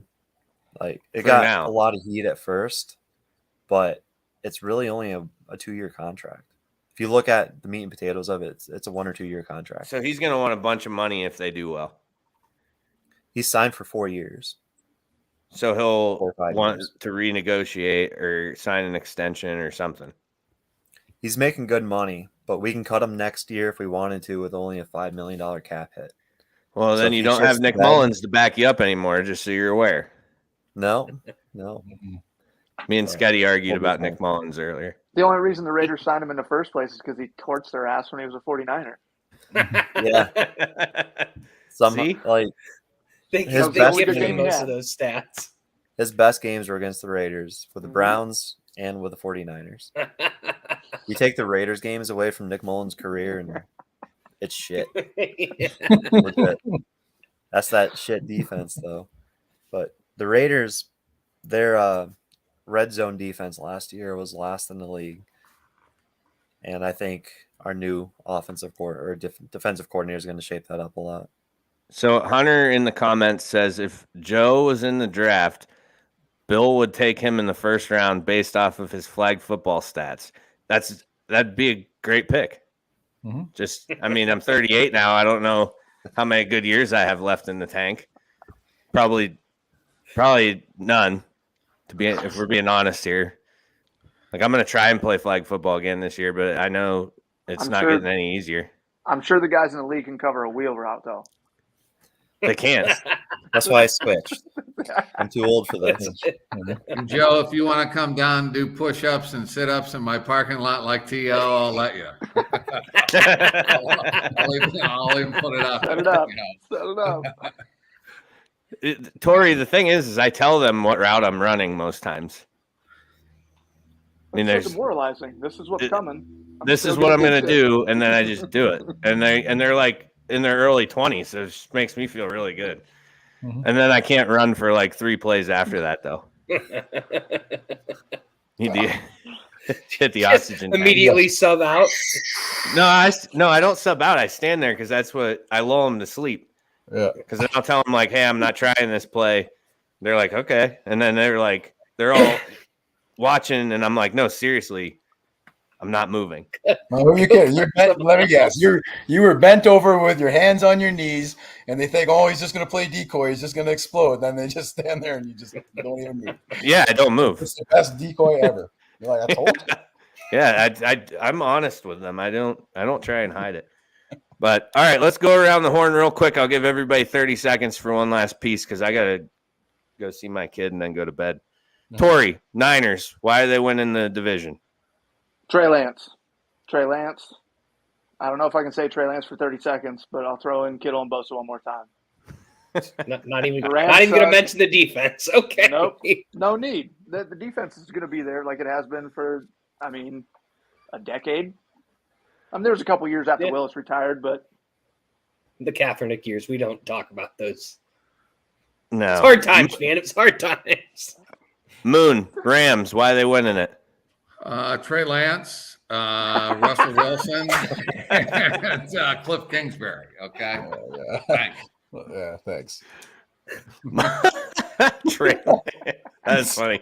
All right, Mike, why are the Cardinals winning it? Well, I could say Trey Lance, but I think I'll skip out because it's a put up. It's literally put up or shut up right now for the Cardinals this season. It's either you're going to buy in or you're not. So either you're all in with Cliff Kingsbury, or else it's going to go to shit, and then you're going to have to get a new coach. So it's either they got the talent, they just got to buy in and try it out. All right, Dwight, our only AFC West guy. Why the Raiders? You can't find Chargers fans or Sparklers fans, I call them. And, Sparklers fans. I like that. Los Angeles might have 2 teams, but the Raiders still own Los Angeles. I'm just saying. Hey. So, let me interrupt, but I got one more thing to say about that. There are some Charger fans in Canada because Doug Flutie, when he was there, had the Flutie Flakes with the Chargers. There are some Charger fans over here. He had Flutie Flakes when he was a Charger too? Oh, yeah. Don't even worry about it, man. That mullet was flowing. Man, Bees, did that just ruin your whole life? It did. Hold on. Keep talking. He's going to go throw the Flutie Flakes away. I thought we were special, damn it. Sorry about that. You had to get him go. He's literally burned those tonight. Whole thing's getting burned. Whole life's a lie. That's a Bills jersey. Look at that flow. Beautiful. So wait, he put those out when he played for the Chargers too? Yeah. Flutie Flakes first with the Chargers, and then he carried it over when he went to the Bills. I really feel like I've just been lied to my entire life. Yeah. You got at least he's wearing the right jersey. Wellness check, Bees? Huh? You gonna need a wellness check? No, it's not that bad. It's pretty bad, but it's not that bad. That is disappointing. I'll still keep them. I would. He's wearing the right jersey in that one. Come on. Yeah.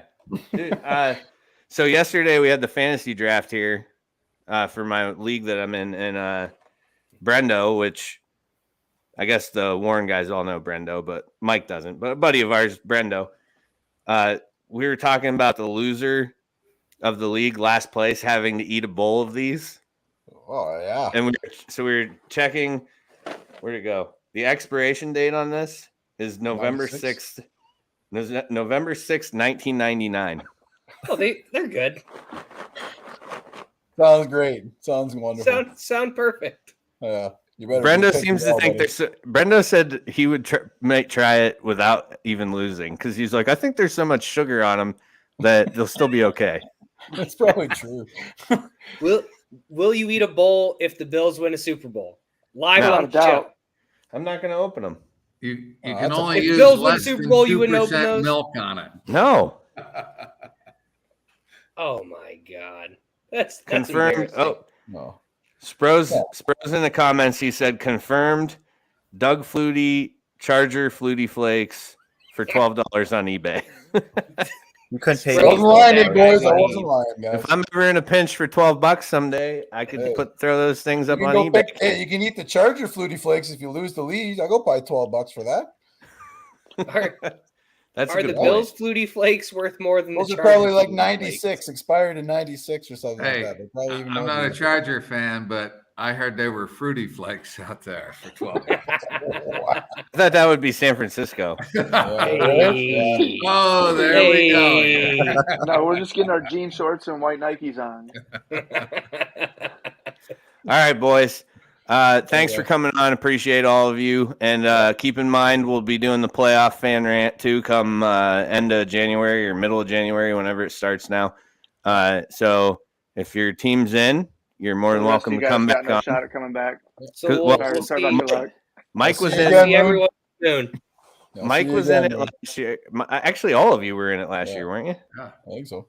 Yeah, because that was our first. That was Canadian Mike Garrett's first appearance on the show, and I think he was. Were you here when the Buccaneers fan and the Eagles fan were on? Oh, Were you yeah. here that time? Yeah, that Remember was awesome. Yeah, we got to get them Dude, back. that was one of the greatest things I've ever witnessed in my life. Was great. That was great. I'm- Well, I'm Moon taking them still had the on best that. answer ever. Well, why are they winning this playoff game? Well, they're not. And then they ended up winning against I was Eagles. wrong. So I was like, yeah. I took it back. You know, Yeah, that was good. That was my favorite line. It's like, well, they win. Well, they're not. All right, boys. Thanks for coming on, and we'll be in touch with all of you. Thank you very much. All right, guys. Thanks, guys. Take care. Thanks for having me. Hey, guys. Thanks, guys. All right. Not bad. Not bad. Good at all. conversation in that one because we had to run it a little different. Did you see the lineup for next week? No, It's like Darren for Colts and Ethan Beardsley for the Titans. That's it. that's the whole list. We have nobody for the NFC South. That doesn't surprise me. That doesn't surprise So me. we might have to start like hunting to try and find something, or else we're just going to do it like we did here, and we'll have Ethan and Darren on. Also, Okay. you want to know something I learned this weekend? What did you learn? Darren's really tall. Is he? Like how tall? I don't know. I don't know how tall. I'll text him. Maybe he'll write Like back before. significantly taller He's than tall. you. He's very tall. And I had no idea about that. Like I did not know that. So he should be a hooper, is what you're telling me. Well, he was. He played Gus Macker, remember? Oh, hey, yeah, Gus Macker. I just texted him. I said, "How tall are you?" So we'll see if he writes back. All right, but in the meantime, thank our sponsors: Swing Juice, Bush Light, Napoli's, Your Daily Local, JP Photography, Mean Sales and Service, Jones Pest Control, Me, Myself, and Ride Podcast, Blue Line Auto, Complete Roofing Systems. Did I miss any of them? Not that I can think of. All right. Darren hasn't wrote back. So I guess we're going to call it a night. We'll talk about how tall Darren is next We'll week. find out next week. Tune in next week to find out. Next week. Tune in next week to find out how tall Darren is. Stat Guy Darren. Stat Guy Darren hasn't been, he must have something going on Mondays. He's been slacking. We got to change show times. Yeah, we lost do. our number one fan. Well, when are we going to Thursdays? Do we know yet? I don't know. When's the last men's night? I was talking to Andrew about that this week, and he's not sure. It sounds like middle of September, so I'm going to say probably the 22nd would be my guess. Okay. 15th is a one-day member guest again. So like which you will like this one-day member guest, September 15th. I've officially LeBron James because now I'm going to be on my third different team of the one-day member guest. That's all right. I'm going to find a victory. I'm going to bring that same team as last time and win it again. Did you guys win it last time? Was it? We tied you tied for first, didn't you? Yeah, and you know what? I missed like a 4-footer for birdie on number 6. That would have been that would have iced it, but I didn't know that then. But that's the one I look back on. You know what I mean? I don't think we're gonna have much of a shot. This one, we got a bunch of low guys coming in for that. Like combined team handicap will probably be, well, Joe's like a +1, so like 4. I'm gonna say maybe 15 for the whole team. Good. Maybe. Keep that energy. Yeah, we're gonna have to make birdies. All right. Thank you, everybody who's in the comments. Everybody who are guests who joined us for the fan rant. We appreciate all of you. It was a good show. It was fun. A lot of people talking. That's what we like. We want people in the comments engaging because we'll bring that shit up. You can post your opinions. We'll argue with you. We'll agree with you. Sketty will argue with you over anything for sure. Even if I agree with you. Even if he agrees with you, he'll still disagree with you. So, all right. Until